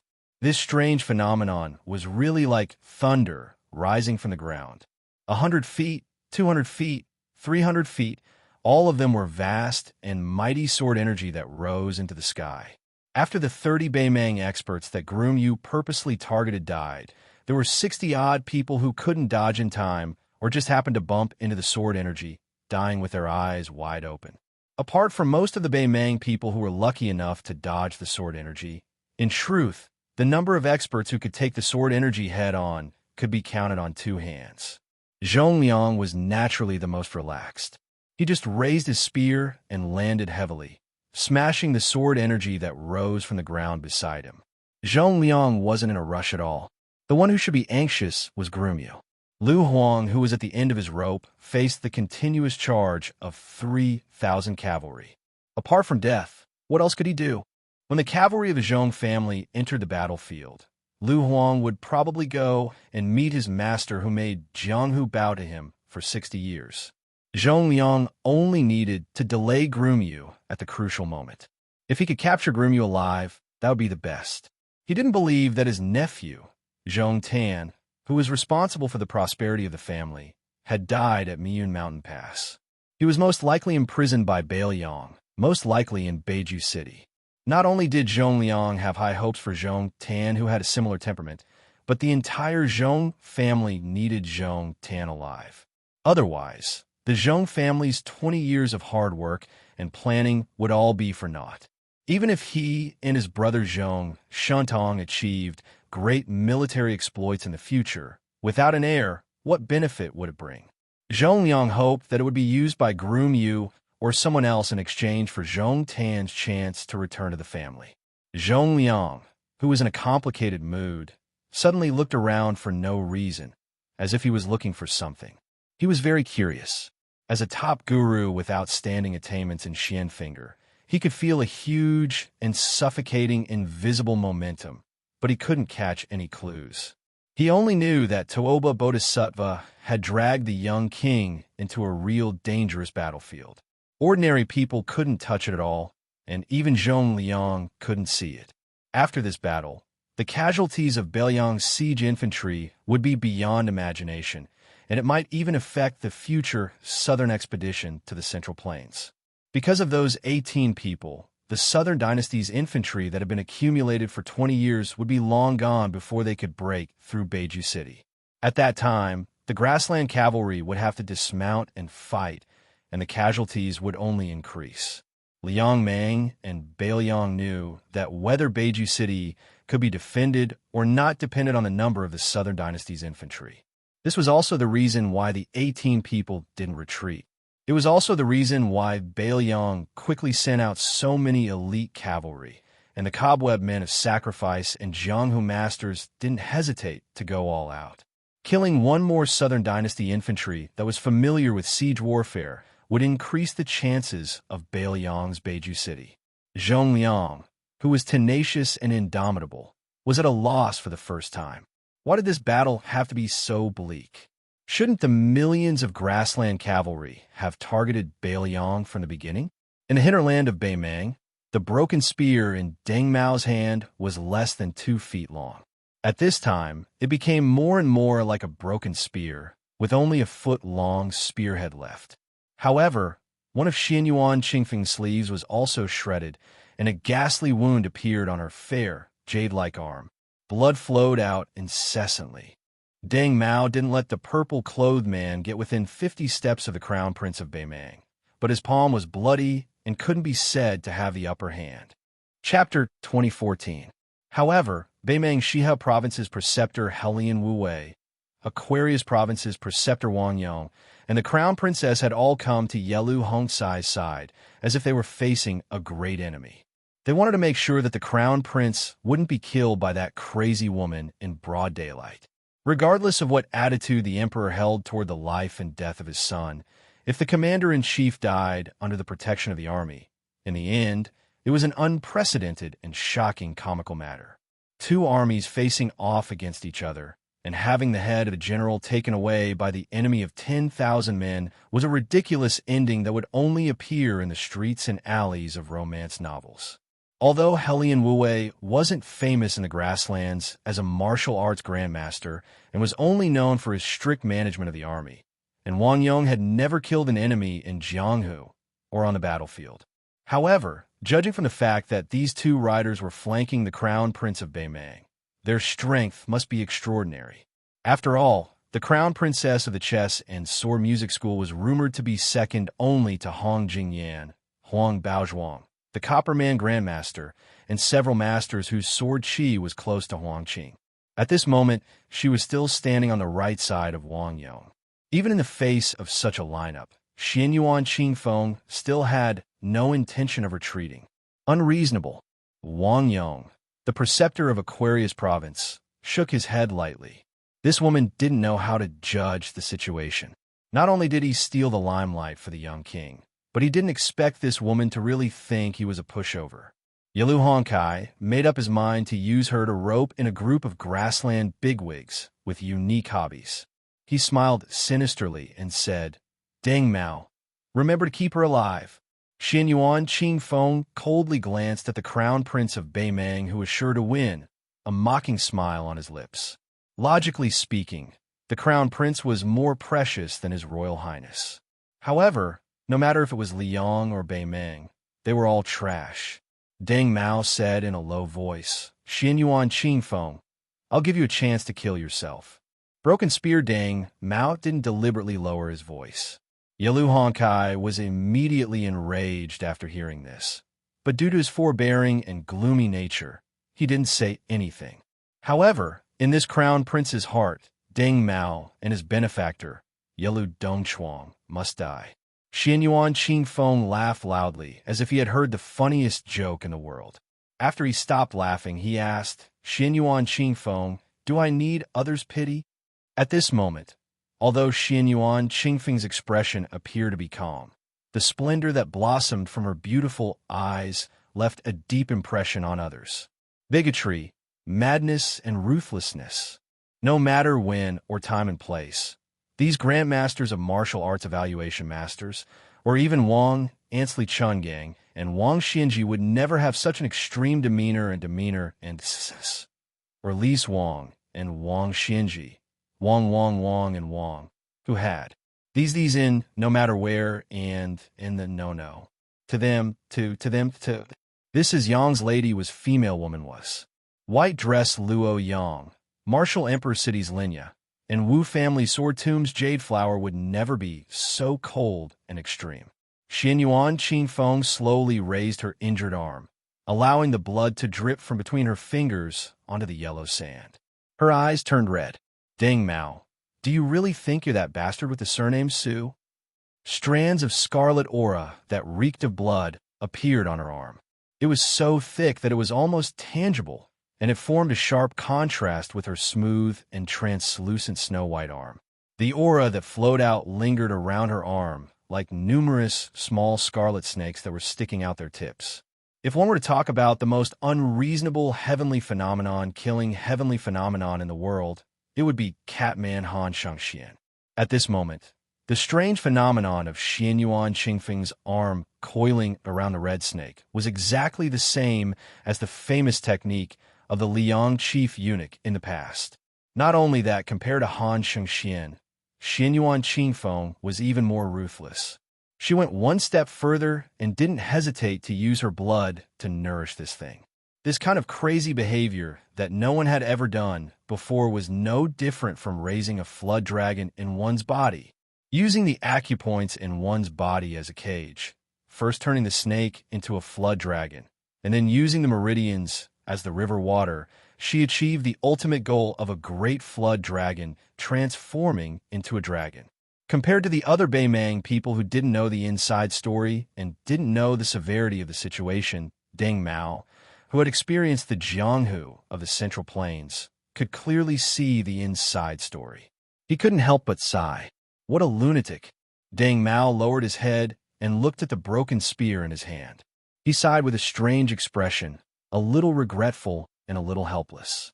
When he raised his head again, his eyes were resolute as he said in a deep voice, "You didn't have enough momentum to kill all the way here. You still dare to stubbornly persist in going all out and seek death. Then don't blame me for not caring that you'll become the plaything of the grassland nobles in the future." Xianyuan Qingfeng closed his eyes, his aura unusually restrained to the extreme. It was like a snowball that was constantly being clenched and compacted during a snowstorm. Deng Mao also returned to his original state, his vigorous aura disappearing without a trace. Obviously, the two of them were going to choose to fight to the death in one move. Behind Deng Mao, the corners of Wang Yang's mouth curled up. Seeing that Xianyuan Qingfeng was actually so conceited as to think that he could kill Deng Mao in one move, this Aquarius Prefecture's disciplinary magistrate was completely relieved. This Liang, Jianghu female alliance chief, really doesn't know the immensity of heaven and earth. What a pity for that profound fortune. Could it be that she forgot what Luo Yang reminded the king of Belyang? Wang Yang and Deng Mao couldn't be considered close friends, but they had once exchanged pointers. Of course, Wang Yang was definitely not Deng Mao's opponent. However, Wang Yang had always been secretly communicating with that branch of the Yelu clan, so he understood Deng Mao very well. This unconventional grandmaster of Beimang, in terms of battle prowess, was perhaps inferior to Hong Jingyan inferior to white-dress Luo Yang. His defense might even be inferior to Murong Baoding's, and his lethality was inferior to Demon Zhongliang's. It was as if he had a cultivation of celestial phenomenon, but he didn't have any outstanding points. It was really hard for ordinary people to imagine why, when Hong Jingyan entered the martial ranking for the first time, there was a strange comment of ashamed to be behind Murong Baoding, ashamed to be ahead of Deng Mao. However, Wang Yong was well aware that Deng Mao had nurtured his qi with that broken spear for 20 years. When he abandoned the spear, he was able to kill an earth immortal with a cultivation of celestial phenomenon. And Xianyuan Qingfeng was only a fine line away from becoming an earth immortal. Deng Mao killing her was just right. As expected, on the battlefield after the magnificent scene of wind, clouds, and thunder, the two of them stopped confronting each other. Deng Mao's broken spear had pierced Mount Huishan Zi's abdomen. Although it didn't come out of her body, it was clearly a fatal wound. Deng Mao allowed Xianyuan Qingfeng's fingers to press on his forehead. Her fingertips had also pierced deeply into Deng Mao's scalp. Deng Mao's hands hung by his side. Blood seeped out of the corner of his mouth. He smiled with difficulty, as if asking the two words, "What's the matter?" Xianyuan Qingfeng forcefully swallowed the blood in her throat and asked, "What's the matter?" Deng Mao was already powerless to speak, but Mount Huishan Zi could still speak. It was obvious who was superior. However, on this battlefield, there was only a single figure in purple clothes. She was only 80 steps away from the Beimang banner. Victory and defeat had been decided, but it wasn't necessarily a matter of life and death. Helian Wu-wei didn't make any moves. However, two riders beside the Beimang crown prince had already charged forward. One of them was Wang Yong, the abbot of Aquarius State, who held an iron spear. The other was the Beimang crown prince consort, who had drawn a long sword and was known as Han Gu. Both of them wanted to quickly kill Xianyuan Qingfeng to prevent future trouble. It was obvious that neither of them took Yilu Hongcai's decree seriously. In fact, after seeing this scene, the Beimang crown prince no longer had any thoughts of sparing Mount Huishan Zi's life. This Central Plains woman was too terrifying. Xianyuan Qingfeng withdrew her fingers, and Deng Mao fell to the ground at her feet. Just like the countless men of the Central Plains, they all fell to her feet. She closed her eyes and listened to the rapid, drum-like sound of horse hooves. The wind blew, and her sleeves fluttered. She was still as graceful as an immortal. At that moment, Xianyuan Qingfeng recalled someone holding up an oil paper umbrella in the heavy rain at the Great Ox Hill. He recalled how they looked at the snowmen piled up in the courtyard together at the Damaiyai post station in the capital. A certain someone spoke with an inexplicable sadness about their dreams. She slowly fell backwards. She was a bit tired. Something strange happened.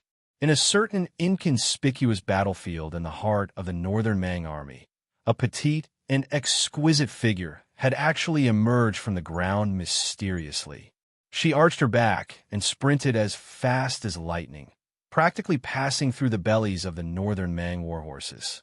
In a short few blinks of an eye, she arrived at Xianyuan Qingfeng's side of the battlefield, and then disappeared in a flash. Sensing a strong sense of danger, the Beimang crown princess abruptly stopped her horse. She widened her eyes. She was already behind the Aquarius Prefecture's provincial governor, so she was in disbelief. In her line of sight, Wang Yong was still charging forward with his spear in hand. He was unstoppable. However, a young girl had unknowingly squatted on the back of his horse. This prefecture's provincial governor, who had great authority, had his chest pierced by a karate chop. After the young female assassin pulled out her karate chop, she glanced back at the Beimang crown princess, who was shivering all over. She seemed to chuckle before she disappeared again. In the next moment, she happened to carry Xianyuan Qingfeng, who had fallen to the ground. After a brief moment of shock, the crown princess no longer cared about breaking the rules of etiquette. She angrily shouted at the surrounding cavalry with a ferocious expression, "Stop the assassin!" No one knew why this young girl appeared on the battlefield. Even the young vassal king of Bailiang did not know. Su Fengyin only knew that she had promised him that she would not go to the battlefield outside Beimang City. She also promised him that if the battle did not go well, she would take the young cat out of the city and go to the western Shu where the sea of bamboo billowed. No one knew how she was able to hide underground for so long, and how she was able to hide not far away from the Beimang army without making any mistakes. Previously, in Beimang City, everyone only knew that there was an extremely interesting and strange young girl who liked to hang outside the young prince's study or sit on the eaves in a daze. The new Prince Liang also never restrained her. Even when they were discussing matters in the meeting hall, the young girl would also sit on the roof beam, seemingly bored. On the roof. Therefore, she knew the general arrangement of the Beimang army. She silently memorized it in her heart before silently disappearing into Beimang City, her whereabouts unknown. Her name was Jia. Su Fengyin liked to call her Miss He. She had killed Wang Mingyin and Lu Haoshi. Chapter 2015. She had even stopped Wang Xianxia all the way to Beiliang's border. Again and again, she was unwilling to back down. Today, she had killed another Beimang official, Xinyuan Qingfeng, who felt the warmth of that delicate back, whispered, "Don't worry about me." The girl, who was running all the way to the north barricade, pulled a long face and said softly, "Don't die. If you die, you will be very lonely." He said that you are the most like him among all the men and women in the world. Xinyuan Qingfeng, who was still bleeding from his abdomen, couldn't help but laugh. He tried to open his eyes and looked at the sky, murmuring, "Is that so?" In a situation where Northern Mang's top-notch experts were all hurrying to the battlefield, especially in a situation where she wasn't being deliberately targeted and was being chased down and besieged, with this young lady's nimble figure that moved like a crafty rabbit, even if she had to pass through half of Northern Mang's army, as long as she didn't continue fighting, it was still extremely possible for her to safely return to Northern Mang, in the city. But when she had to carry Xianyuan Qingfeng out of the battlefield and dodge countless arrows along the way, especially the girl on her back, she was in danger. Therefore, even if Luo Yang and Su Ying were in the middle of the army to support them, the girl still staggered and almost fell. Then, she continued running. It turned out that an arrow had directly pierced her calf. Blood soaked it. The girl didn't feel it at all. In the end, she carefully placed Xianyuan Qingfeng at the foot of the north barricade wall. Then, she returned to the Beimang army and carried Suaxia Valley and Cheng Baishuang back. Under the escort of the blind female zither player Xue Songwan, she carried back Wei Miao and Chai Qingshan. She carried back 4 corpses. In the chaos, she carried back the 2 corpses that Mao Shulang had risked his life to protect. Ji Lu, and of Nanjiang, and Yu Xingrue of Wudong Mountain. These 2 grandmasters died back to back. When the girl left, Mao Shulang, who was covered in blood and had lost an arm, laughed and said, "Little girl, you don't have to care about this old man's corpse anymore." The last corpse was the swordsman of Martial Emperor City, Lu Huang. Not a single person was left alive within 100 feet of the bridegroom. The first disciple of the Martial Emperor City sat cross-legged on the tragic battlefield and helped his junior brother, who was lying in a pool of blood, retrieve the famous sword, Shu Dao. Lu Huang, who was hit in the chest by Beimang, hugged the long sword. Before he died, he laughed and said, "I don't kill as many people as you do. I still can't make you call me senior brother." Yu Groom, who had been shot by Zhong Liang and his arm had been slashed several times by Beimang's men of sacrifice, forced a smile, lowered his head and shouted, "Senior brother." When Lu Huang died, he seemed to have heard the title and nodded gently. When the limping young girl came to his side, Groom Yu raised his head with tears in his eyes and said softly, "Sorry to trouble you." The girl shook her head. After the groom left the ancient sword of Shu Dao hanging on his waist, she carried the corpse back to the North Jibei city. To the right of her, and the groom, Su Yambing was forcefully dragging Wu Lu Ding and sword attendant Shui Hua out of the battlefield and throwing them towards the city walls of North Jibei city. Then, Su Yambing finally turned around and walked towards the iron spear inserted into the ground. With his back to the girl, Groomyu pulled out the Shu Dao sword that had just been sheathed. At this time, he was holding the sword with both hands. He looked into the distance. Zhong Liang, whose hand had been cut off, was desperately rescued by his family's men of sacrifice. He was escaping towards the center of Bei Meng's army. Groomyu, with two swords, slowly moved forward. In the center of Bei Meng's front line, Luo Yang, whose white clothes had long been dyed scarlet by blood, finally stood there alone after persuading Su Ying to return to North Jibei City. One-armed Mao Shulang, who had been leading the charge, also died after killing 700 people in a spurt of energy. He died without an intact corpse. He died without a burial place. Under the city walls, the corpses that Jia carried away from the battlefield were placed in hanging baskets and returned to North Jibei City. Outside North Jibei City, there were 18 grandmasters. Cheng Baishuang, Sui Shiegu, Wei Miao, Chai Qingshan, Yu Xingrui, Ji Lu and Lu Huang, Mao Shulang. All 8 of them were dead. The 10,000 infantrymen of Bei Meng's 3 divisions had long been wiped out. The 10,000 cavalry on the 2 wings had suffered heavy casualties. More than 2,000 of the cobweb men of sacrifice and various Jianghu experts had died in battle. The 1,000-man elite cavalry that had intercepted and killed the grandmasters of the Central Plains added up together with the elite infantrymen of the grassland. The total number of casualties had reached 10,000. More than 2,000 catapults and the large crossbow formation had become mere decorations. Xinyuan Qingfeng sat on the ground with her back against the city wall. She had already pulled out the broken spearhead and pressed her hand against the wound with a cold expression. Wu Lu Ding, whose internal organs had been injured, covered his mouth with all his might. Blood seeped through the gaps between his fingers. He couldn't help but cry. In order to save him, swordswoman Cuihua had been slashed in the face by a saber. However, when she looked at him now, her expression was still as gentle as ever. Xue Songwan, whose face was as pale as snow, hugged his guqin. His fingers were a mess of flesh and blood, and the strings of his guqin were all broken. There was no trace of qi left in his body. Su Ying, who was wearing a red robe, had a deep cut on his back. He crouched down and gently helped He bandage her wound. The stubborn girl raised her arm, bit her lip, and wiped her tears with all her might. She couldn't see him, because she knew that the battle between the two that no one could see was an even more tragic one. Outside North Jibei City, Groomyu continued forward. Su Yanbing and Luo Yang continued to block the advance of the 2 large infantry formations of Bei Meng. In an instant, the clouds in the sky above North Jibei City, or more accurately, the entire northwestern border disappeared at the same time. Chapter 2016. As long as everyone raised their heads, they could see a vast and boundless ripple above their heads, surging and spreading in all directions.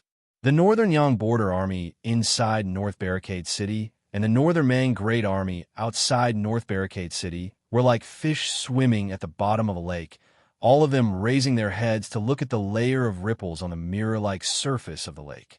There were no clouds for thousands of miles. Then it was as if 2 huge rocks had smashed into the surface of the lake, breaking through the surface and falling straight to the bottom of the lake. 2 figures landed on the ground at the same time. The earth shook. That brilliant golden color landed in the Bei Meng army. The white figure landed in front of the city gate of Bailiang City. The 2 figures that had just descended from the sky collided almost at the same time. One person went from north to south. One person went from south to north. The illusory battle of providence was in the Fangzhong world in the sky. The Bei Meng army god had the upper hand. The young king's providence had been cut off by the remaining heavenly Tao contained in Li Fengshou. But in the end, Su Fengyin still brazenly broke through that world and returned to the human world. Then, the next battle would be an unrestrained battle in the human world. When the 2 streaks of light collided in the middle of the Northern Mang army's abdomen, the momentum was so great that several hundred cavalry in the vicinity were instantly sent flying. Before the men and horses even landed on the ground, they had already died. The burly golden figure slid back a few thousand feet. The white rainbow crashed into the city wall of Bailiang City. His elbows were pressed against the wall, and he did not allow his back to hit the city wall. Both sides did not take a breath.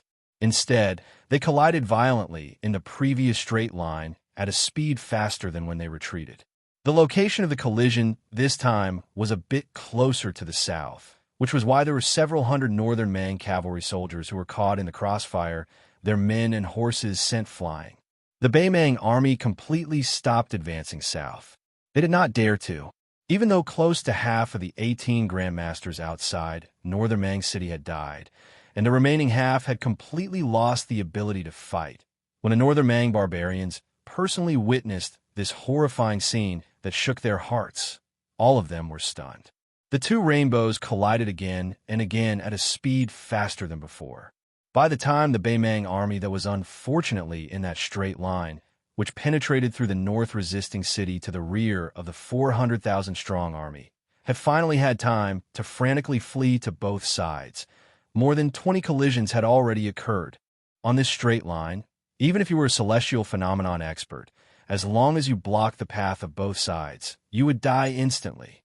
It was unknown just how many northern Mang infantry and cavalry, how many centurions and kiliarchs, how many southern court generals and influential figures died mysteriously just like that.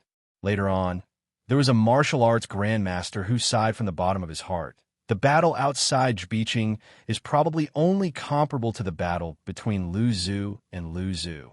Since there was only one ancestor Lu in this world, a battle between the two of them had not happened in 1,000 years. The next collision was even more shocking. Even the ordinary soldiers could see the chi ripples that surged out with their naked eyes. This time, the golden figure almost directly withdrew from the battlefield. The Beimang army god paused for a moment, then stepped forward step by step. His roar and footsteps were as loud as thunder. Su Fengnian, I'll break all your meridians and destroy all your acupoints. Tuoba Bodhisattva was obviously enraged. He rushed forward and collided with Su Fengnian, who had moved at the same time. This time, it was Su Fengnian's turn. His entire body was embedded in the north resisting city's walls. Everyone could finally see Tuoba Bodhisattva's burly figure clearly.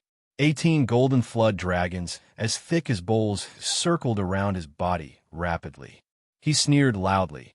Let's see how many pounds of blood you have left to boil and convert into chi. Su Fengnian, who was dressed in white, landed at the foot of the city. There was not a speck of dust on his body, and there was indeed no trace of blood. On the drum platform at the top of the north resisting city's walls, the drumming never stopped.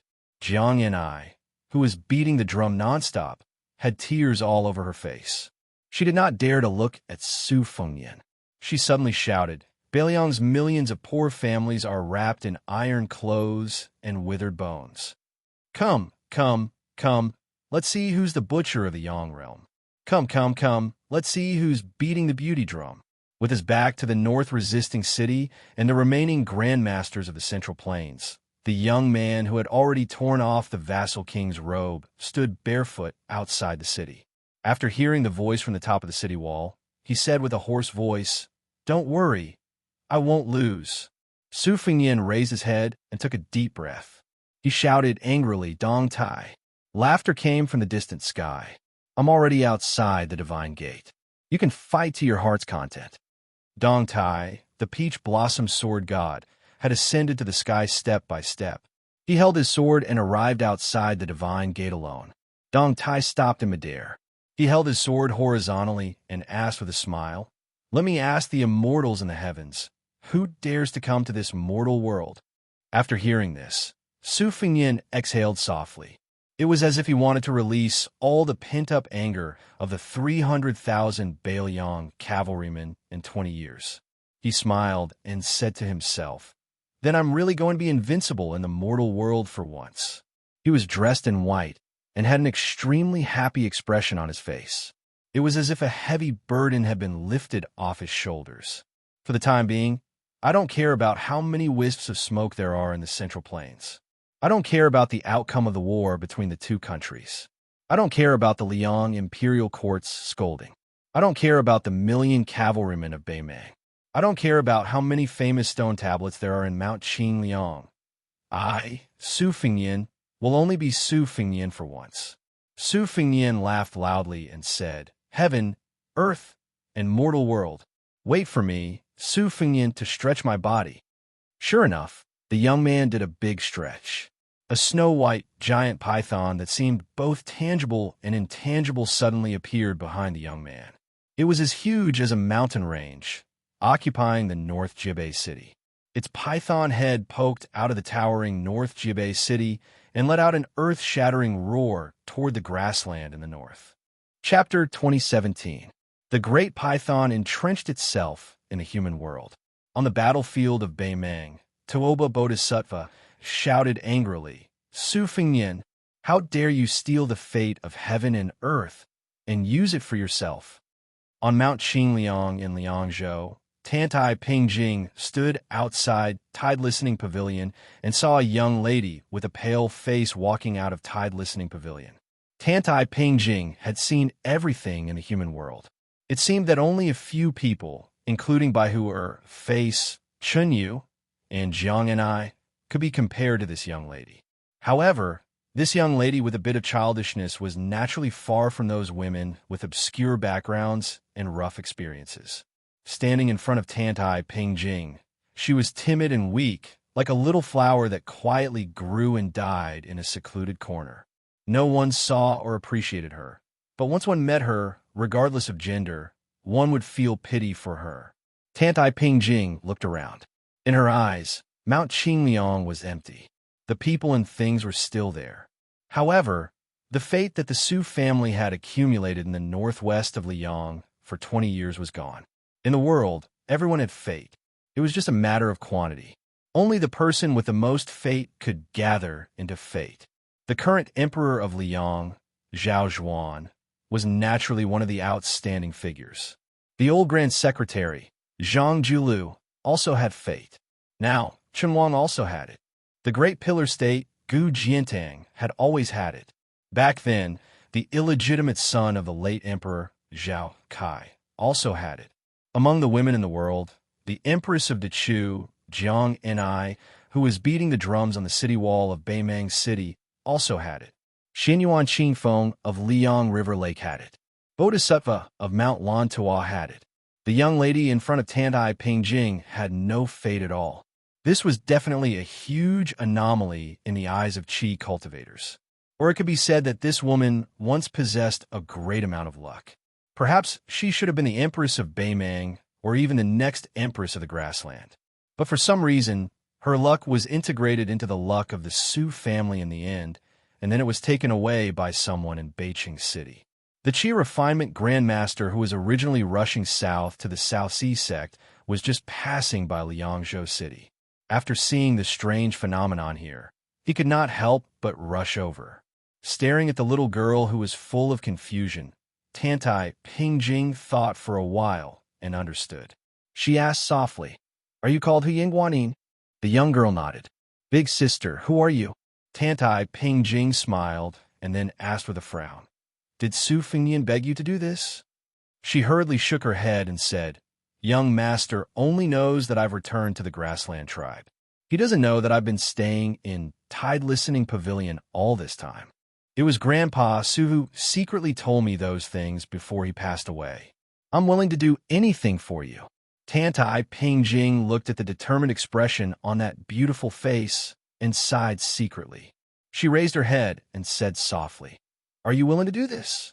Beiliang's north-rejecting city, West Shu's divine phoenix city, Liang's imperial astronomer, western region's Mount Lantua, and a portion of the northern grasslands providence contained in this silly girl. Eternal emblem, auspicious talisman. He had been in the pugilistic world 3 times, the Central Plains twice, and Beimeng once.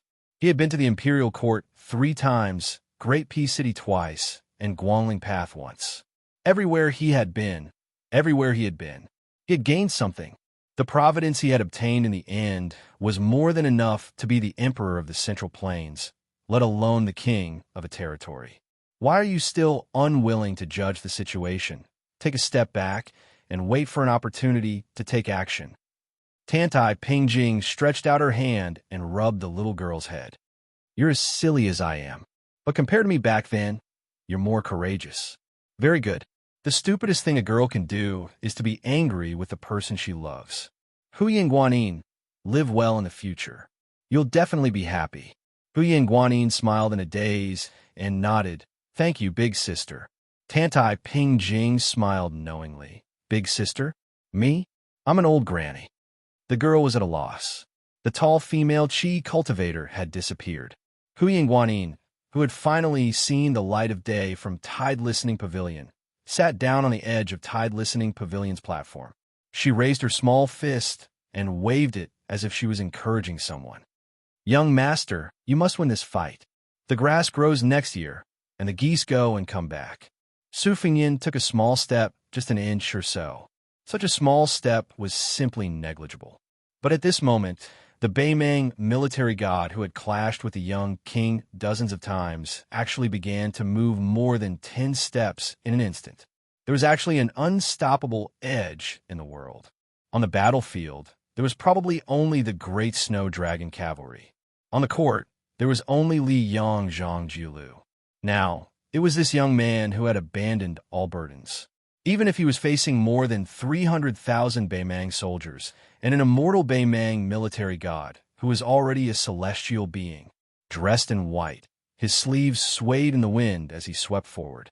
The snow-white python followed Su Fengyin's white clothes and rushed out of North Jibei City. Tuoba Bodhisattva began to retreat. At the same time, he constantly flashed and disappeared in various places on the battlefield. Although the huge white python rolled on the battlefield, it did not cause any impact to the Beimang army. It leaped high like a white rainbow. The next moment, its huge head, which was as big as a building, suddenly smashed down fiercely. Tuoba Bodhisattva, whose body had stagnated for some reason, fell to the ground. Dust flew everywhere. Su Fengyin stepped on the forehead of the man who had fallen to the ground. He leaned forward and looked down at the stabilizing force of Beimang's military and politics. He laughed and said, Tuoba Bodhisattva, since you want to control both the martial world and the court, I'll let you have it. In the end, I can't ask for it. The 18 golden flood dragons entwined around Tuoba Bodhisattva's burly body crazily crashed into the high and mighty white python. Every time the python lowered its head to bite, it could crush or chew a golden flood dragon that was as thick as the mouth of a bowl. The dazzling golden lights collapsed extremely quickly. Most of them dissipated between heaven and earth as if they were ownerless objects. Only a few dozen spots of light that ordinary people could not detect merged into the space between the eyebrows of some people on the battlefield outside the city and in North Jibei City. The light flickered unsteadily. Some fell silent, while some still bounced out of the space between the eyebrows and gradually disappeared. How could 18 slender bamboo poles support the force of a mountain peak? After more than 10 times, Tuoba Bodhisattva, who had been lying on the ground, suddenly roared. He sucked the remaining 7 flood dragons into his 7 orifices like a big dragon drinking water. However, there was still a 20-foot-long flood dragon that was held in the palm of Su Fengyin. It was like a snake that was held by its 7 inches. It struggled desperately, and its head and tail crazily slapped Su Fengyin's body. Tuoba Bodhisattva, who was stepped on the forehead, took the opportunity to slide back 300 feet and escape from Su Fengyin's control. The latter twisted hard, and the flood dragon was broken into 2 parts. The dazzling golden light scattered in all directions. Then, the white python that was entrenched beside the young king opened its mouth and gently swallowed the golden light into its stomach as if it had eaten a full meal. Tuoba Bodhisattva, who had golden blood flowing all over his body, stood in the distance. He was panting. His eyes were gloomy as he carefully watched the young king's movements. Su Fengyin did not take advantage of the victory to chase after him. He just stood there and said sarcastically, half of your luck has already been used by others. Tuoba Bodhisattva, do you feel sad? Tuoba Bodhisattva sneered. How long can you maintain this peak state? 15 minutes? or 30 minutes, but you will definitely collapse earlier than me." Su Fengyin casually shook his cuffs and said with a smile, "Take a guess." Tuoba Bodhisattva took a deep breath and spread out his hands. Through his skin, his veins and bones showed a rich golden color that was clearly visible. He gradually recovered his state of mind. He raised his head and said in a deep voice, "You will regret it." Su Fengyin looked back at Jbiqing City and looked back to the south. Those martial arts masters who died in the battle outside Jbiqing City and those generals who died in the battle outside Bailiang Pass are respectable. But those ordinary soldiers who bravely stepped forward in every battle outside Bailiang Pass are the real backbone of Bailiang. In the forest of steels on the back mountain of Mount Qingliang, I'm not trying to win the hearts of the people for the Su clan.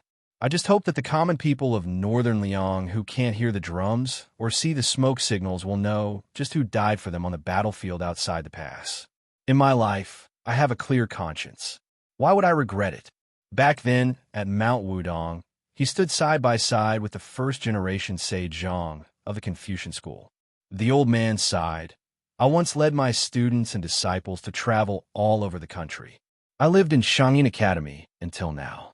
I like to boast that in the past 800 years, I have read the most books and traveled the furthest. But now you, Su Fengyin, have traveled the furthest."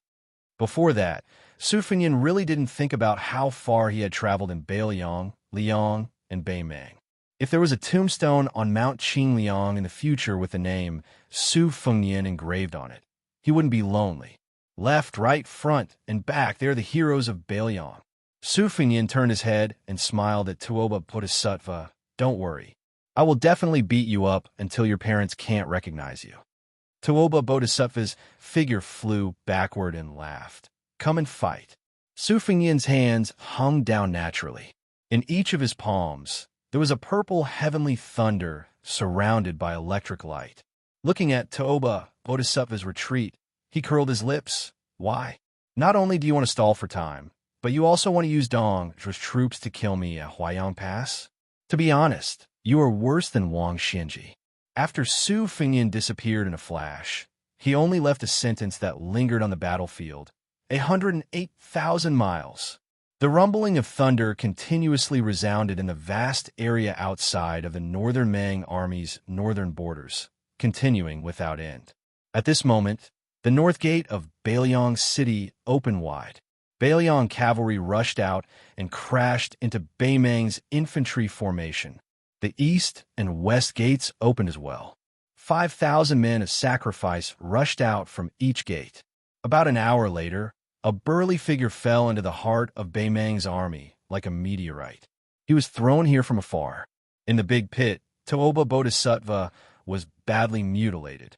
No one knew if he was dead or alive. Above the mortal world, outside the gate of heaven, there was a total of 81 immortals, and after walking out of the heavenly gate as immortals, they were all reduced to banished immortals without exception. The peach blossom sword deity.